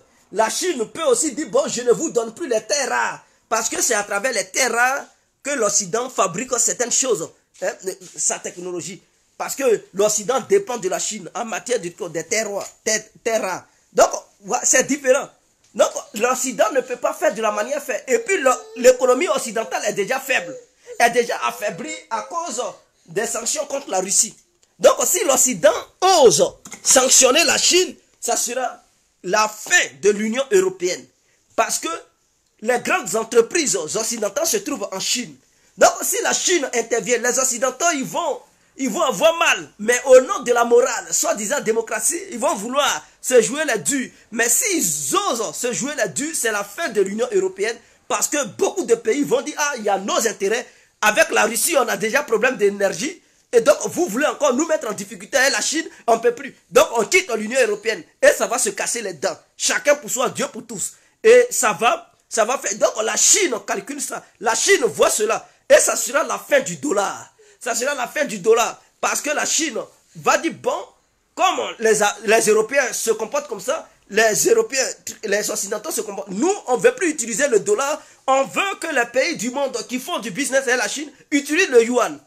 Ce qui obligera beaucoup de pays africains qui ont des liens très forts avec la Chine, les pays latino-américains qui dépendent beaucoup de la Chine, de faire du business avec la Chine à travers le yuan, en liquidant le dollar. Donc le dollar sera en difficulté, l'euro sera en difficulté et donc l'Occident va se casser les dents. De la manière Poutine impose le rouble aux pays qui veulent faire du business avec la Russie. Mais ça sera du même. Et donc les Américains qui vont vouloir faire du business avec la Russie, avec la Chine, on peut dire, ben, vous payez en rouble. Si vous voulez payer des marchandises chinoises, maintenant la Chine, on peut payer en dollars quand elle veut payer des marchandises américaines. Donc on kiff. Si vous ne voulez pas, bon, on rompt les liens. Donc la Chine paie, l'Amérique paie, l'Occident paie. Donc partout ils vont perdre. Alors qui va se casser les dents? Puisqu'il y a déjà eu une crise en Europe. Donc si l'Europe vient encore se mettre à dos la Chine, ça sera la fin de l'Union européenne. Donc les Chinois, ils comprennent ça. Bien vrai qu'ils ont des intérêts ici en Europe. Mais il y a beaucoup d'intérêts en Chine. Les Chinois, ils peuvent bloquer des biens chinois. Mais les Chinois aussi peuvent bloquer des biens occidentaux. Puisque l'Occident a beaucoup d'entreprises en Chine. La Chine peut dire, bon, je mets la main sur ça, je nationalise toutes les entreprises européennes. Qui va perdre? Ce sont les Européens. Parce que les Allemands, 80% de leurs véhicules sont fabriqués en Chine. Les usines sont en Chine. Donc, ils se sont désindustrialisés pour mettre les usines en Chine.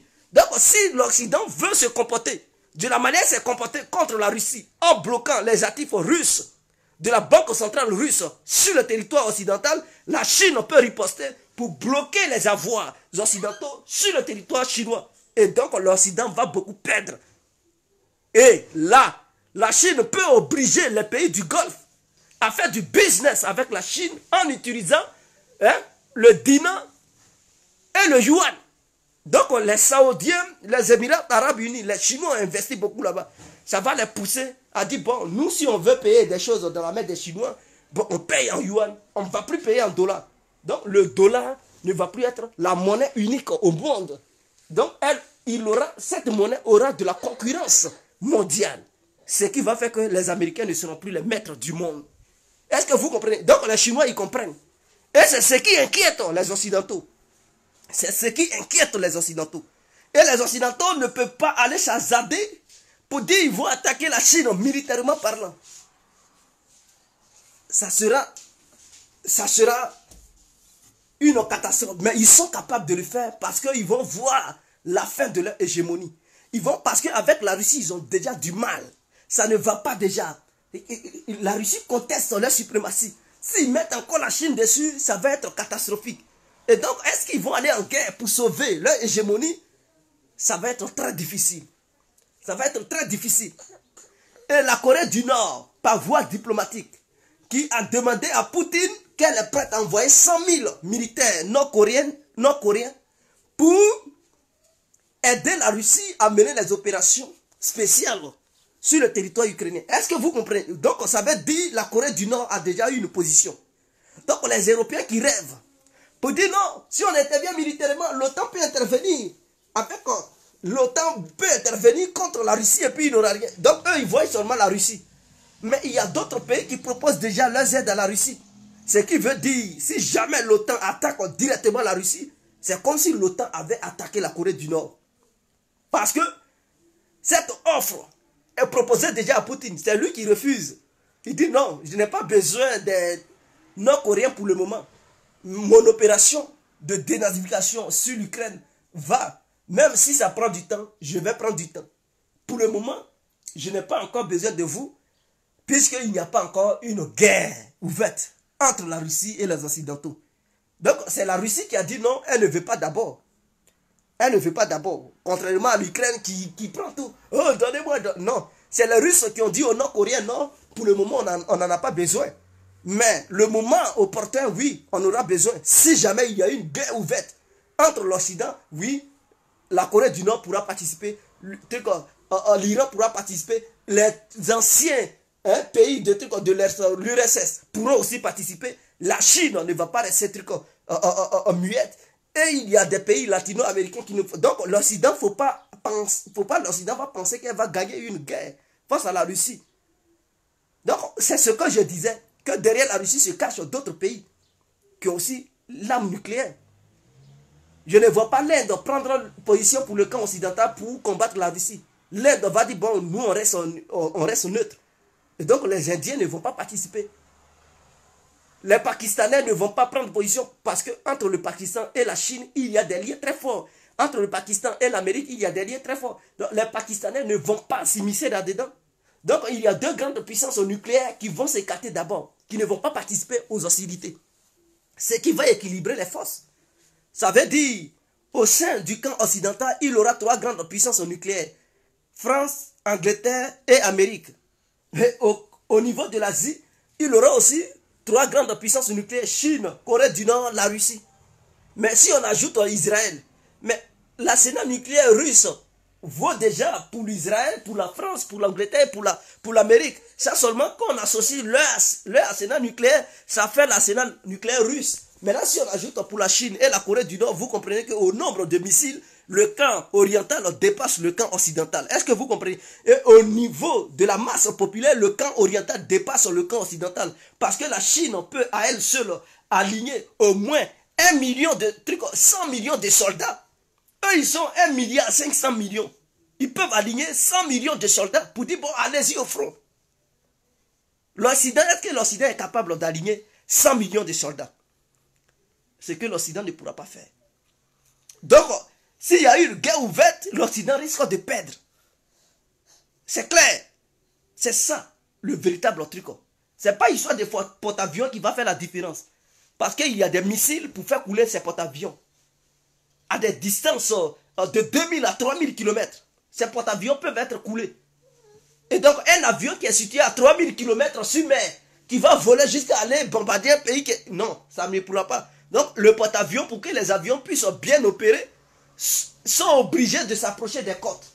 Or, si un porte-avions s'approche des côtes d'un pays puissant, ça va couler le plus tôt possible. Parce que ce pays puissant a des batteries côtières pour frapper ses porte-avions.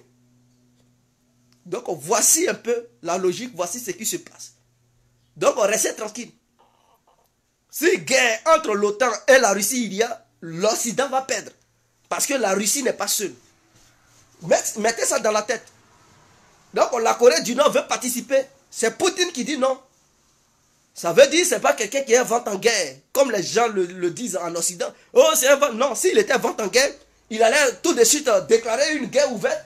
Et parce qu'il peut dire à Xi Jinping, c'est le moment de rentrer en guerre pour détruire l'Occident. Et on va reconstruire le monde. La Chine va être première puissance. Oui, Poutine allait pomper truc Xi Jinping. Et les deux, plus la Corée du Nord, l'Iran, ils allaient faire déclencher une guerre mondiale et puis bon, détruire tout. Pour dire, bon, à la Chine, vous êtes nombreux, de toute façon, la Chine ne sera pas totalement détruite. Vous allez être la première puissance économique du monde. Mais Poutine ne le fait pas. C'est parce que ce n'est pas un vent en guerre, ce n'est pas quelqu'un qui est truc. Sinon, si c'était un vent en guerre, il allait pousser les Chinois à attaquer Taïwan maintenant. Et provoquer les Américains. Et puis, bon, profiter de ça pour déclencher une guerre internationale. Mais non, ils ne le font pas. Donc, merci à vous. Passez une très bonne journée. Prenez bien soin de vous. Que Dieu vous bénisse. On est ensemble. C'était l'incontournable guerre complet. Ciao.